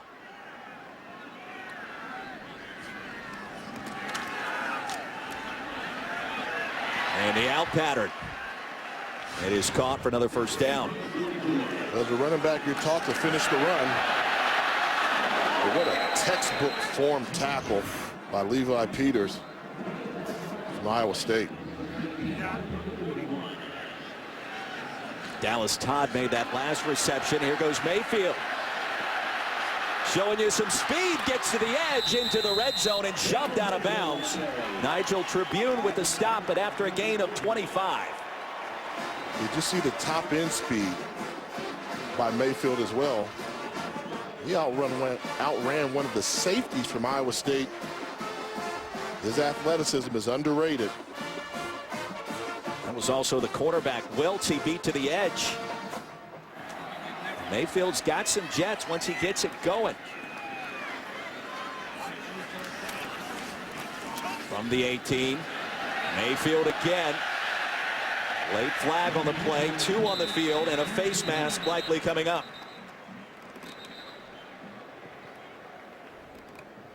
And Mayfield's been known to talk some trash. He's bringing the swagger back to this OU offense. Personal foul, face mask on number 2 of the defense. After this is to the goal, automatic first down. You've got a quarterback that can move, and he's been running all night. That's clear. Clear face mask, trying to make the tackle from behind. Good job of securing the football by Mayfield, and fortunate no injury occurred on that play. It's Jordan Harris, the middle linebacker for the Cyclones. First and goal coming up for the Sooners. And a 6-man front. Handoff. P-Ryan, touchdown.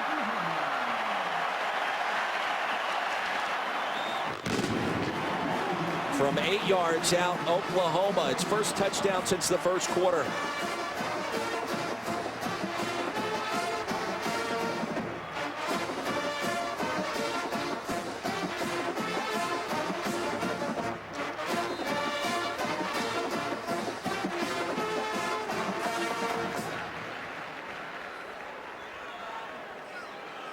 Siebert on for the extra point. Let's send you back to the studio for an LSU-Alabama update. Brendan.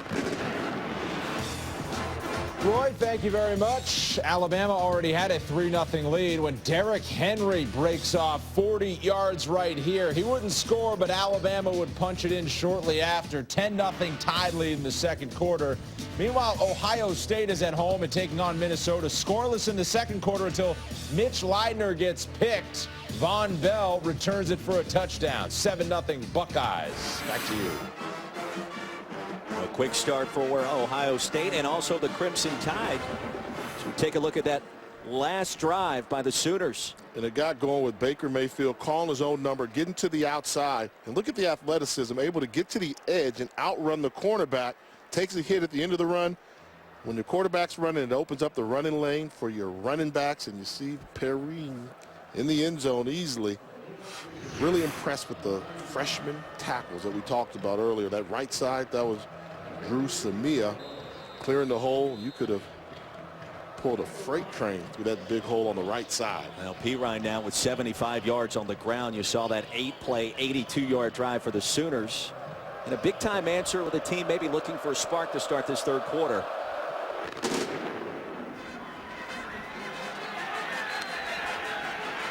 From the 2. And across the 20 up to the 23.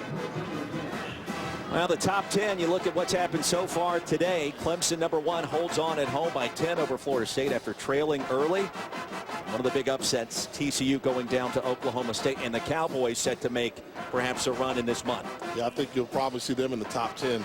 Fantastic job by Oklahoma State. Clemson holding on. Tough contest between the Tigers and the Noles. They had to pull it out late. #1 team in the land. Soon they'll still be #1. It's college football playoff rankings brought to you by Allstate. Mike Warren back on the field for the Cyclones. 17 yards tonight. And lucky to get back to the line of scrimmage there. Walker the hit. If Oklahoma said there was one person that was not going to beat them tonight, it was the gentleman wearing #2 in white, Mike Warren. The defensive line has just had his number all day with outside help from the linebackers. Impressive performance by the run defense. Lanning with time. Surveys. And fires a strike. No, it's low and incomplete. Looking for Warren. Jordan Evans in coverage. You talk about Oklahoma defensively. They've been lights out since that loss to Texas back on October 10th. And as we mentioned at the get-go, they've run the table the month of November starting tonight. A big-time opportunity for this team maybe to make an Ohio State-type run like what we saw last year. And they're so physical, they can play with anybody.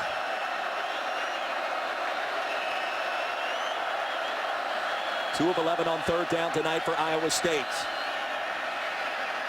Lanning with time. The post corner route's caught short of the 45-yard line, but good enough for the first down. Ahmad Thomas in coverage. Lazard another grab. Fantastic grab at the end. Leave his feet, go up high, secure the football. Know you're going to get hit. Make the catch, get 1 foot in bounds. Very impressed with Alan Lazard. Coming out of high school, one of the highest ranked wide receivers in the country. Decided to go to Iowa State and becoming a big time player. 6 catches, 93 yards for Lazard. There goes Lanning far side, and he's got another first down for the Cyclones inside of Oklahoma territory, and finally brought down by Dakota Austin. And it's because they play so much man-to-man coverage that quarterbacks are able to run, because you can't guard a wide receiver and worry about where the quarterback is. So the quarterback is busy break and contain. The defensive secondary just doesn't see him, and you're able to rip off big chunks of yardage running the football. From the 43. Push the pile ahead, crossing the 40. And all the way down to the 37-yard line, Mike Warren. And so finally he's starting to find a little bit of a rhythm. For a gain of 6. Because the playmakers around him have established themselves. Lazard has established that you're going to have to give him extra attention. Lanning run the football. That allows Mike Warren to not attract so much attention. 31-9. Approaching 5 minutes to play in the third quarter. Lanning with all kinds of time. Finally gets rid of it. And he's got another first down for the Cyclones. Mike Warren. Another catch. And now for tonight's game track, brought to you by Taco Bell. You see the numbers this year. Leads the country for freshman running backs in rushing yardage tonight, just 23, Jay. No, not to take credit away from him, but it just hasn't been there. There have been no open running lanes. The defensive line for Oklahoma has played outstanding. Lanning again. Surveys. And throws a strike for a completion. Down to the 26-yard line. Devontae Bond in coverage. Reception by Montgomery. It's a good time for Iowa State to call a double move on the outside with one of the one-on-one receivers. Pump and go. Probably hit him for a touchdown. Lanning now 13 of 29 through the air for a $159. And movement up front.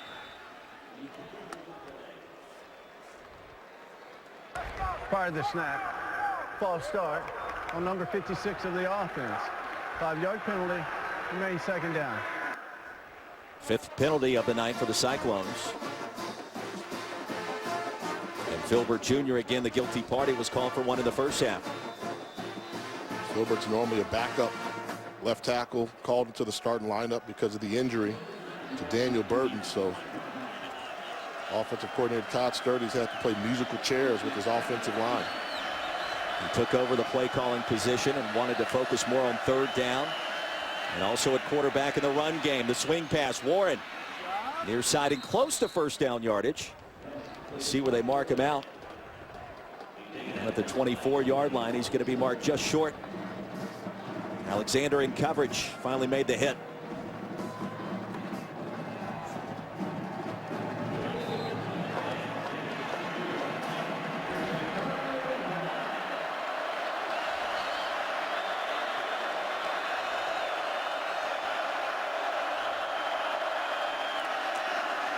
On third down, the C's part. There goes Warren. Did you see a little bit of that flash that makes him special? Watch him after he gets past the initial line of scrimmage. Watch his quick move. Right here. One step and cut. Ahmad Thomas coming up from the safety position. He tackled air. Oklahoma native, longest rush of the game, 12 yards, now with 35 tonight. And 11 short of 1,000 this season. First down, more importantly, for Iowa State.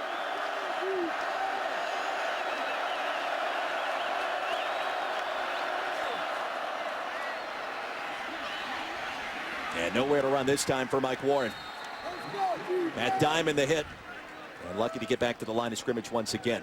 And when you see Oklahoma on defense, the numbers dictate that you should be able to run the football. Oklahoma will have 6 guys in the box and you have 6 blockers, but they're so stout up front that it kind of goes against the traditional run count run game. Oklahoma gets away with a lot of things that a number of teams cannot. 11th play of the drive coming up. Bundridge in motion. And Lanning looking his direction with time. He's late with the pass, but hasn't caught at the 6. And Lazard again with the catch, his 6th tonight after a gain of 6 yards.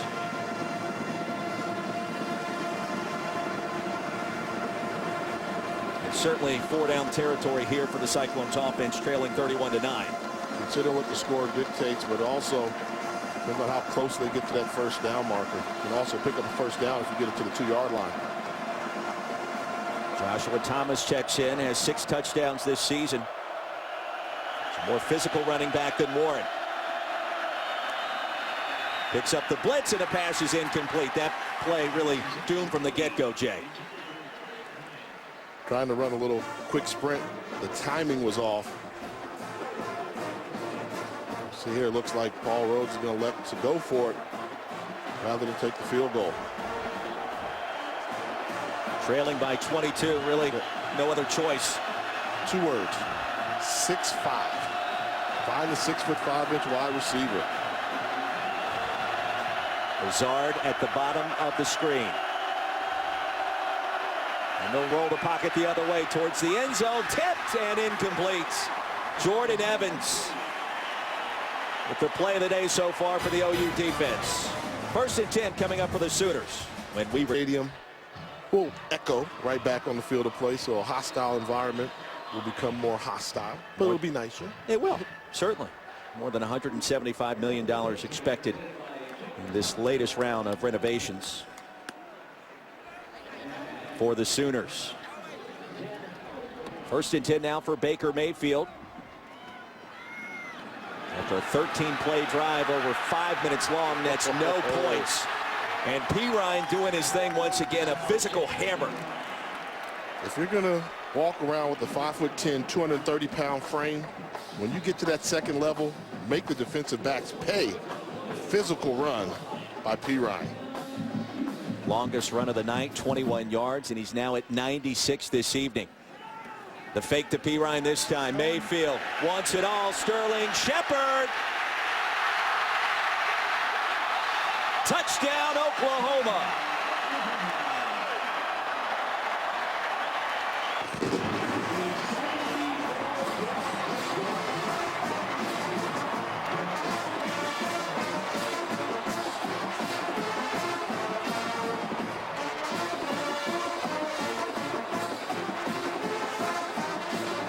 Well, he was injured on the first play from scrimmage for the OU offense last year up in Ames. Bob Stoops called him the most fiery player he's ever been around since his tenure started here in Norman.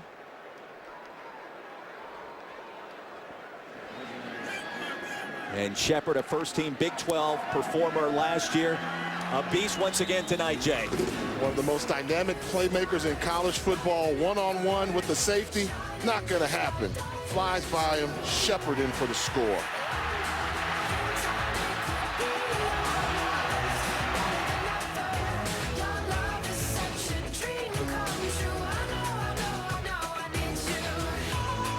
Clippers Mavs at 8, Spurs Blazers at 10:30, Wednesday on ESPN. They can pound the football when they want to, but I'm really impressed with their explosive play potential, the big plays. And Sterling Shepard's a huge part of that. That last play, a 74-yard scoring strike, and Baker Mayfield has had a bunch of big plays tonight.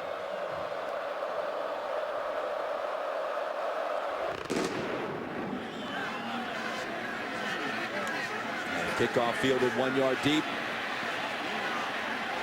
Tap dances his way, crossing the 20. And a quick check once again with Brendan Fitzgerald in the studio. Okay, Roy, we're going to go back to Tuscaloosa. Alabama up 10-0 here, but Brandon Harris goes to Traven Durrell, 40 yards and a touchdown. LSU has added a field goal. They approach halftime. It's tied at 10 apiece. Ohio State, really slow start, but they got the pick six, and then Ezekiel Elliott trots in from 15 yards out. They're at halftime. Ohio State is up 14-0 on the Gophers. Back to you, Roy. Brendan, thank you. Cardell Jones getting the start. JT Barrett suspended, of course. Anxious to see what he can do. And perhaps another decision coming up for Urban Meyer. 38-9 back here at Norman. Handoff right up the gut. And with some running room goes Josh Davis. Make that Josh Thomas. And brought down by Ahmad Thomas. Gain of 13 yards, so one of the longer running plays tonight for the Cyclones. Finally a hole at the line of scrimmage. They decided to go with Joshua Thomas, the more physical of the running backs. You have to think if that was Mike Warren with a hole that big in open space, could have been a home run. Mike Warren, also a freshman. Thomas hails from Beaufort, Georgia. Time winding down in the third quarter. Screen. Trevor Ryan far side and shoved out of bounds. Close to first down yardage. That was Dakota Austin with the tackle. And a gain of 10 yards results in another first down. With Joshua Thomas in the game, just a freshman, true freshman from Beaufort, Georgia. So the skill position, the foundation is here for Iowa State. They've got some pretty good players in the skill position. Offensive and defensive lines where they have to get on board. We talked to Paul Rhodes and this staff this week. They feel like they're close, and the spin move results in another first down, a gain of 12. Charles Tapper the tackle. Cyclones finding something here with Joshua Thomas. Going with the more physical running back. And on the final play of the third quarter, Cyclones maintain possession when we come back.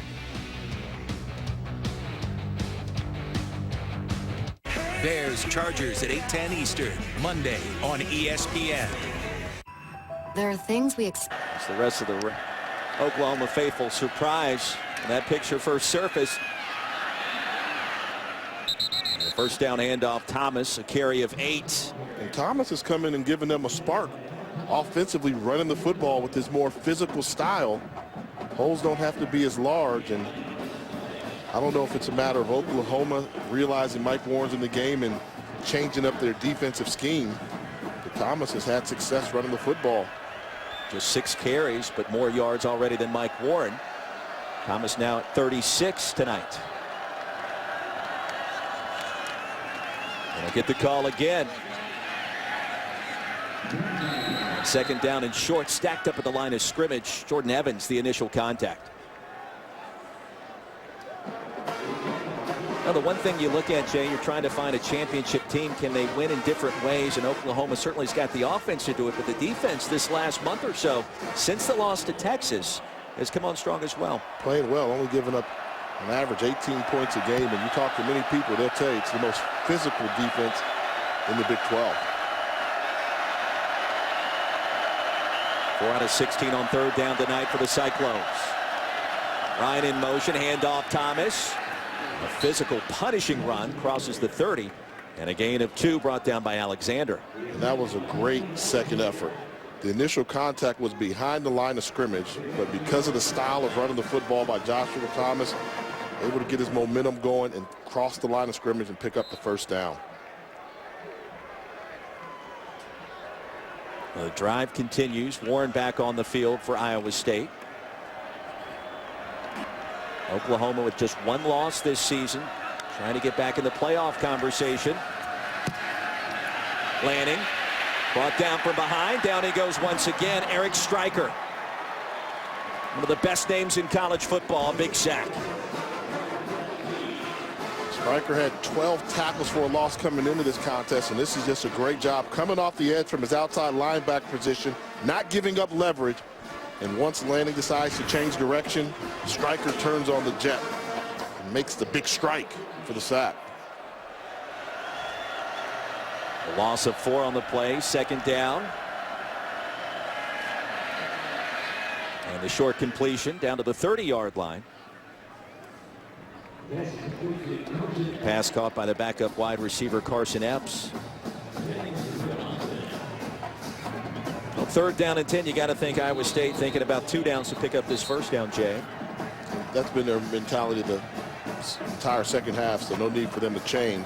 And knowing that, you don't have to throw for the first down, meaning throw the ball beyond 10 yards downfield. You can throw the ball underneath, maybe make a guy miss, pick up the first down. knowing you're going to go for it again on 4th down. 9th play of the drive coming up from the 30. Lanning bobbled the snap. Here comes Stryker, and the pass incomplete. Now the backside pressure too much that time for Joel Lanning. And Lanning could have run from a couple people, but trying to run away from this guy right here, not going to happen. Eric Stryker, watch the pursuit, gets a great jump. Lanning sees him, tries to take off. Too much speed from Eric Stryker. Not going to get away from him. Senior out of Tampa, Florida. What a career he has had here in Norman. And certainly a great future awaits him at the next level. And the little things show up. Did you notice how he timed the snap count? So he's already fast, but the football IQ, he was able to anticipate and get a good jump on the ball. On 4th down, here's the pressure. Lanning going to float it downfield, out of bounds, incomplete. No flags on the play. 1st and 10 coming up for OU. The 38-9 lead.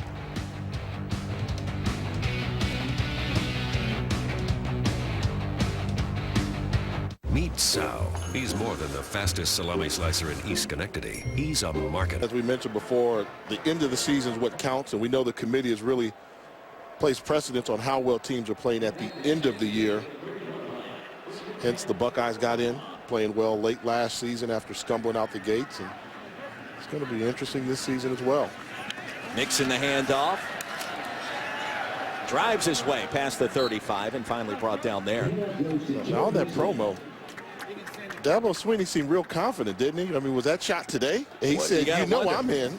Was that shot after the win against Florida State 23-13, in case you missed it, and really the last major obstacle on Clemson's schedule this year. Tigers will get Syracuse, Wake Forest, and South Carolina before the ACC championship game, likely against UNC. Now, North Carolina had a big win today against Duke. So that could be a game to watch. Roy Philpott, Jay Walker here in Norman. Glad you could join us tonight. And for the Crimson and Cream, it's another fast start. Defense has taken over. A couple of plays in the second half. A workmanlike effort so far.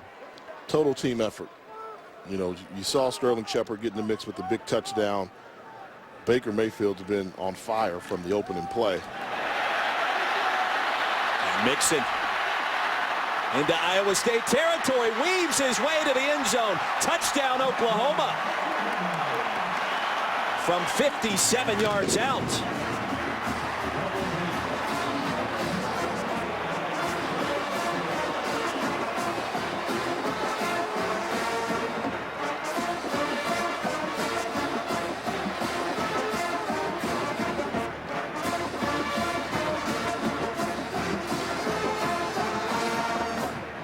(44-9), extra point to come.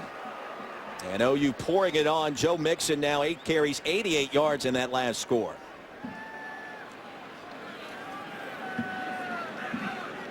Austin Sievert on for the PAT. Kick is up. It is good. Big second half for Boomer Sooner tonight. Running back by committee, Joe Mixon averages 6 yards a carry. That's going to go up after this. And watch him finish the run. Great running backs know how to get in the end zone.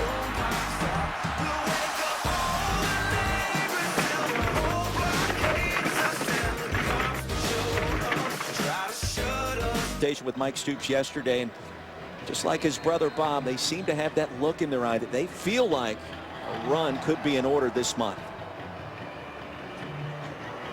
And I think it all stems from lessons learned. You know, when you lose a football game, that's tough, but what do you learn from it? And they learned you have to protect your quarterback a little bit better, and then the defense learned a lesson about how you defend mobile quarterbacks. It's not how you start the season, it's where you finish, and right now Oklahoma's playing very good football. From the 5 and surrounded at the 15. Parker with the stop, and a reminder, volleyball heads your way Thursday, November 12th at 11 o'clock. Stanford versus Washington right here on ESPNU.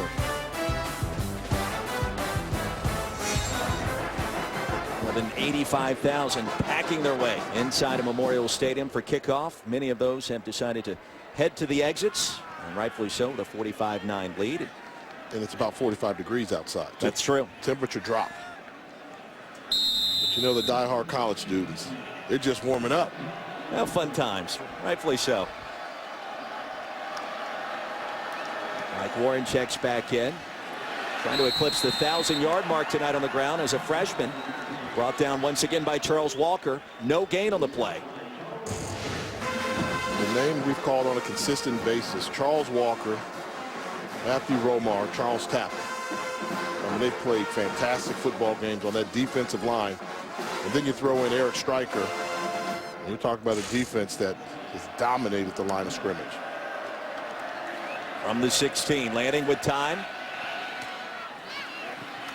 Crossing patterns caught 1 yard short of first down yardage. Carson Epps, third catch of the ball game, and brought down by Jordan Thomas. Carson Epps from Chinks, Oklahoma, so he gets an opportunity to come back home and play in his home state. He, along with Mike Warren, Oklahoma natives. And Warren bounced around a lot as a youngster. His family in the military, settled down in Lawton. Bob Stoops said this week that he was on their recruiting board at running back, but perhaps just past Samaje Perine and also Joe Mixon. Talented backs. The thing that's impressive about him, he played defensive end in high school up until his senior year. Those type of guys, you just call them football players. In the flats looking for Epps, nothing doing. Warren 46 yards short of 1,000 coming into this game tonight.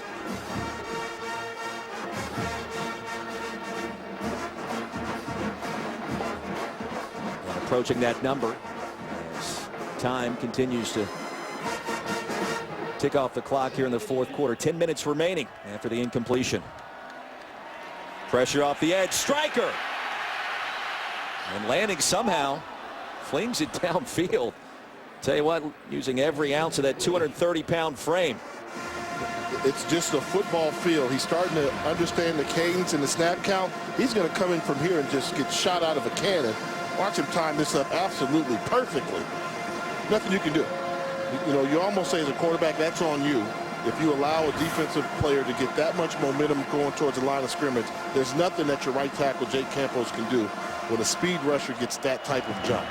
Got to vary the cadence at some point in time. Joshua Thomas on the field. Third down.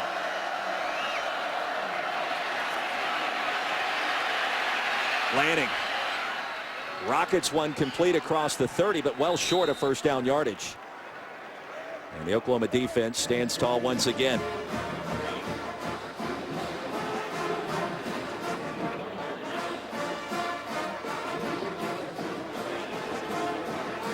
Now the Sooners will travel down to Waco, Texas for their next contest against Baylor. What a game that should be after a win here tonight, Jay.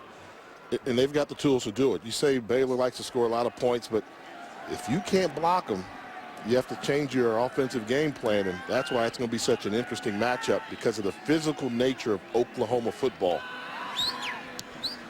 Downing hits this one off the side of his foot and floats out of bounds at the 40. 45-9 our score here in Norman. Fourth quarter continues next. The football as well, the emergence of the running game has really helped make this a dominating football team. Sooners now with possession after the Iowa State punt, and a new quarterback to tell you about as Trevor Knight checks in for the first time. And a hop, skip, and a jump far side off to the races, and a touchdown for Oklahoma from 55 yards out. Mark Andrews the touchdown, and the Sooners strike again.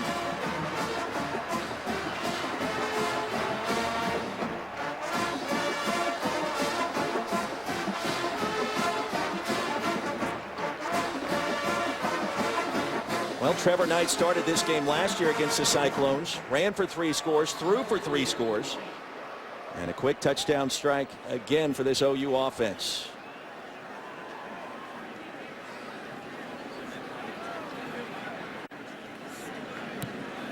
Austin Siebert remains perfect at his point after touchdowns this season. And Knight's going to get the ball to Andrews, and Good job getting it to him. One thing about Andrews, you talk about the athleticism of Oklahoma. This is a tight end, 6'5", 245-pound redshirt freshman from Scottsdale, Arizona, showing you he's got the size along with the athleticism. And you're a backup quarterback, you know what you come in and you say, this is easy. But how about this? How coincidental. First pass from Baker Mayfield tonight was touchdown. Flea flicker. First pass from Trevor Knight was touchdown. Is that an offense that's in sync? It certainly is. That's one of the things we took away from our conversations with this OU coaching staff this week, and it sounds simplistic, but the play callers are in the zone. This team is in the zone again after that loss to Texas. Everything just feels different here. And keep in mind, this is offensive coordinator Lincoln Riley's first year with the program. So there's going to be a mesh period there, which you have to understand your personnel, what you truly have. And I know we've talked about the success since the Texas loss, but I think also having an offensive coordinator that truly knows his personnel, what he's dealing with, I think that has something to do with what we're seeing right now from Oklahoma. 52-9 the score, under 9 minutes to play.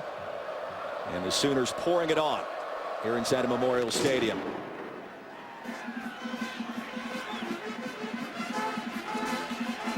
From the 10, Ryan dances his way across the 20. So consider this one well in hand. The Sooners' remaining schedule in Waco next week. Perhaps a College game day appearance. We'll find out shortly. TCU the following week. Horned Frogs lost to Oklahoma State this weekend. And then Bedlam to close down the month of November. And I'm just thinking right now, taking on Baylor, and Baylor without Seth Russell, but they have a freshman quarterback starting Stidham's Baylor been now. fantastic. I mean, you're gonna see, yeah, but you want to see this defense? It's a little bit different, so that's going to make for a very interesting matchup.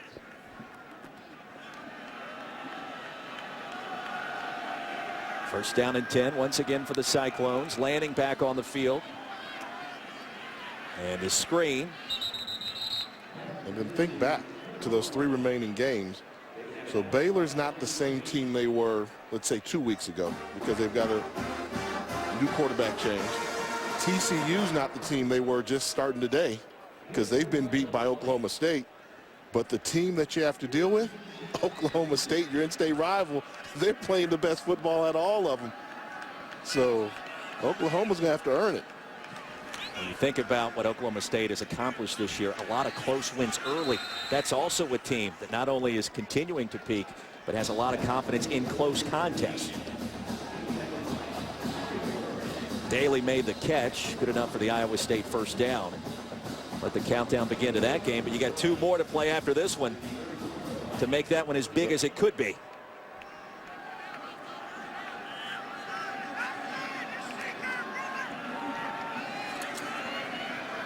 And the out pattern caught by Wesley. Gain of 11, pushed out by Houghton.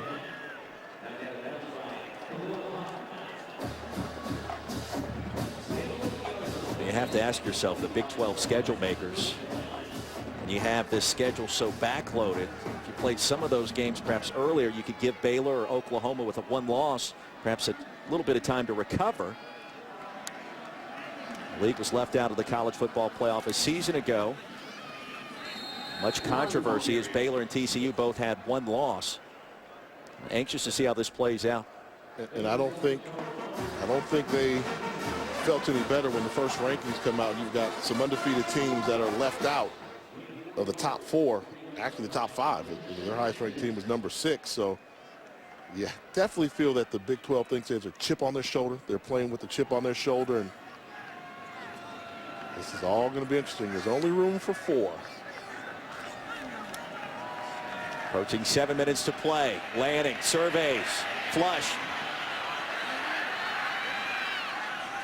And sent out of bounds inside the 40 after a gain of 13. And Iowa State driving with an opportunity to try to make this a little more respectable.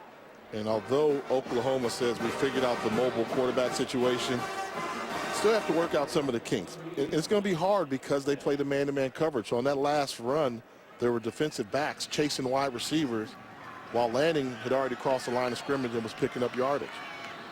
Very candid conversation this week with Mike Stoops, defensive play caller here at Norman. passes caught inside the 30, and he said, you know, it was a learning experience, not only for our team, but maybe more for us to make sure we have all of our bases covered. That loss to Texas was the athlete at quarterback that proved so detrimental, and so the rest of the Big 12 was watching. Iowa State thought they had a chance tonight as a result, but... And I do believe that's something they still have to work on. Right. Because we've seen Lanning, when he got it going, he broke off a couple nice runs, and Lanning is not the athlete that Trayvon Boykin is.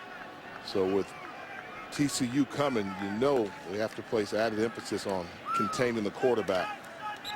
Mike Warren gets the first down after the catch by Wesley.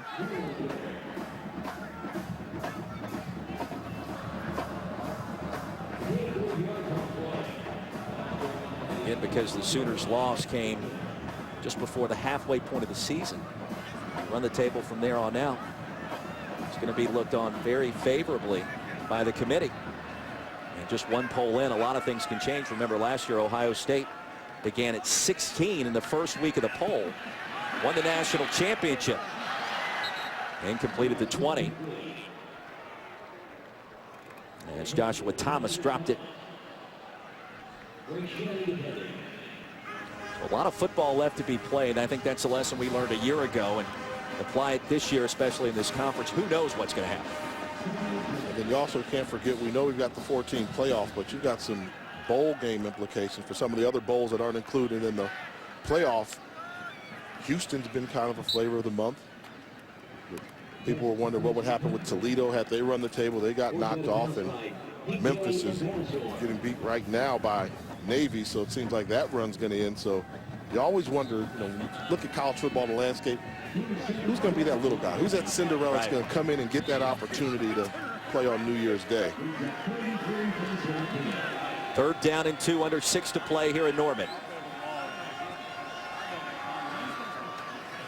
Low snap for Lanning, corrals it, floats it down the field, and out of bounds, incomplete.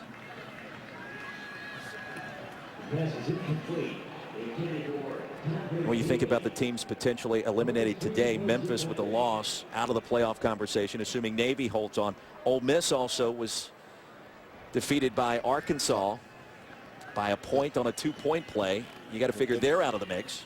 And then how does that affect Alabama? Because Ole Miss beat Alabama. Right. So you start looking at, you know, those opponents. So a lot of different formulas go into this, and it's no perfect formula for it. Pitch and catch. Lazard shoved out of bounds. And a first down for the Cyclones. You talk about a team like Florida, which is being viewed as now a playoff contender. They beat Vanderbilt really on a last-second field goal, 9-7 at home. And they clinched a berth in the SEC championship. And I don't know if that's how you want to clinch a berth looking as poor as they did. 9-7 to a Vanderbilt team led by head coach Derek Mason. It's really struggling. Florida offensively, they need to get it together. 12th play of the drive towards the back corner and incomplete. Looking for Bundridge. That's why we love this sport so much. You just never know, and perhaps another team like a Florida and Oklahoma can rise and have a chance. And I think in college football today, with losses, you know, being so scrutinized so much, it's always those trap games that you fear. And so you talk to Oklahoma, they thought that Texas was a trap game. And this could have been a trap game as well, but the Sooners avoided it. Same play, back end zone, and he makes a grab. Touchdown, Iowa State. DeVario Montgomery the catch, and the Cyclones reach pay dirt for the first time, pending a replay review. And you mentioned they went right back to the same play, took a little air off the throw, makes the catch, right foot in. That's all you need in college football. Did he get the 1 foot? Yes, he did. And possession. Touchdown. No replay needed. Some fancy footwork that time by DeVario Montgomery. One of the big receivers that I thought they should have used earlier, 6 feet 6 inches. 52-16 our score. Back at Norman after this. ESPN. Sanchez approaching double-digit tackles, also an interception. Nearly had another one back in the second quarter.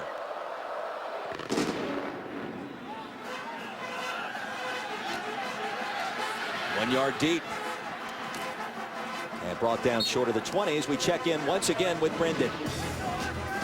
Thanks very much, Roy. Let's check back in with Alabama LSU. Derrick Henry from short yardage powering in. The Crimson Tide of a 10-point lead in the third quarter. Meanwhile, Navy over Memphis. This is Demon Brown going in for the touchdown. This one is over. The midshipmen have handed the Tigers of Memphis their first loss of the season. 45-20 the final there. Well, a lot to think about. Derrick Henry, I'll ask you this. You've been very high on Leonard Fournette this year in the Heisman, as has everybody. What if Alabama and Henry win tonight? Can he get into the fold? I think so. I think he gets up. I think, if it jumps off of Fournette, then I talked about it. There's that second tier. I think Baker Mayfield will get some consideration. I think Ezekiel Elliott will start to get consideration. But the strong performances that Fournette had to start out the season, it's clearly his to lose. Derrick Henry puts up some impressive performance. He can get that talk. Preseason, I thought he was the guy. Amazing to think as well. Memphis losing at home to Navy by that margin. And Paxton Lynch, an NFL prospect, already a win over Ole Miss this year.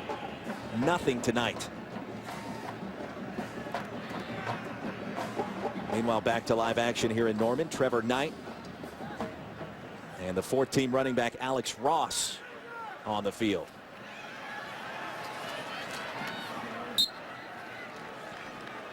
And a catch made with a stop by Northrup. And Oklahoma deep into his bench right now, Jay. Grant Botham makes the catch. The fans here, they love this. They get to see some of these folks that they go after and recruit. Maybe not getting a lot of minutes during the heat of the moment in the game, but this is what you want to see. The guys that are developing and coming here to Norman for the first time. You can tell. You've always heard about the love of Sooner Nation for this football team, but it is deep. Up to the 40-yard line. Drive continues. A stop made by Floyd and Alex Ross. Some production off the OU bench. You played in college in the NFL, obviously. Your backups get some much-needed playing time. It does wonders for the chemistry of a team, does it not? It does, and give them something you can grade on. I mean, it's always tough just to be a practice All-American. You want to see if what you do in practice you can bring onto the field. In this case here, Knighton needs some snaps. Especially in college football today, everybody's learning you really don't want to be dependent on having just one quarterback. It's great to have that stud at the quarterback position, but start getting wore down. You want to make sure you've got a number 2 guy that can run your offense. Trevor Knight, of course, the starter last season. We mentioned it as well against Iowa State. He threw for 3 touchdowns, ran for 3 more. And what a luxury for Bob Stoops and Lincoln Riley to have both him and, of course, Baker Mayfield coming down the stretch just in case the unthinkable occurs to the starter. And I give a lot of credit to Bob Stoops. Going out getting Lincoln Riley. He realized he had been defending these wide open pass attacks, and he said, I want that offense. And he said, I didn't necessarily want the Mike Leach offense. I wanted the Hal Mummy type offense, and went and got Lincoln Riley. And Lincoln Riley, as we've heard, around the grapevine, he's going to be a head coach pretty soon. But right now, this mesh is starting to come together. Daniel Brooks checks in for the first time. And near side shoved out of bounds in Iowa State territory. Lincoln Riley, just 32 years old. Longtime assistant at Texas Tech under Mike Leach. Ended up at East Carolina. Successful stint there for a couple of seasons. He told us yesterday he got the phone call from Bob Stoops. It was almost surreal how it all went down. He was with his father-in-law? So he's with his father-in-law in a taxi on the ride home from the airport and coming from a bowl game, and he says, hey, just got offered a job at Oklahoma. And I said, well, I'm sure your father-in-law was very impressed with that. How could he not be, right? Give you some brownie points. Here's Brooks. Some tough running between the tackles. But what you like about him, the demeanor. When you talk to him, and you understand, you get it. His father was a football coach. He knew at an early age he wanted to be a football coach and took advantage of the situation. He was a beneficiary of going to Texas Tech, learning the Mike Leach throwing the football type system that was creative and innovative, and he mastered it. And now he's one of the hottest names in coaching in terms of up-and-comers. What is it, 32? 32 years old. What were you doing when you were 32, Roy? You don't want to know. On second down, Oklahoma pouring it on in this second half. And Brooks, the first down carry as time winds down. And Lincoln Riley, you can only imagine what the future holds for him, but he's got big plans this year. This offense finding its rhythm, its groove, and again, they're going to be a factor this month in the Big 12 race. They're going to need to score some points. This is an offense that came into tonight's game averaging 45 points a game, but as everybody knows, that was against some of the lesser teams in the Big 12. Big boys are coming up all in consecutive weeks. It may take more than 45 to beat Baylor and Waco next week, even with Stidham replacing the injured Seth Russell. That game has already been announced. 8 o'clock Eastern on ABC, 7 o'clock local time. Brooks caught by the shoestrings just short of the end zone by Kawan Floyd.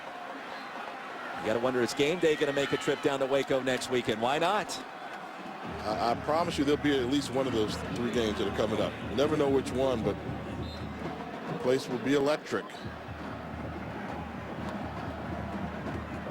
Clock winding down. You got to think Oklahoma perhaps just content to kneel on this one. The victory formation it is. So a big win for the Sooners tonight. Jay, final thoughts on what we've seen? As good as advertised. I mean, we heard that from all the coaches they could be the most physical team in the Big 12, and I have no reason to doubt it. Dominating defensive line. Sterling Shepard's legit. And Baker Mayfield, he's going to sneak into that Heisman discussion. Watch it. He has been red hot. And now this 4-game winning streak. Final score tonight, 52-16. Oklahoma victorious. Now let's send you back to the studio with Brendan Fitzgerald and Charles Arbuckle. So long from Norman, Oklahoma. Roy, well done. Thank you very much. 21 points in the first quarter for Oklahoma.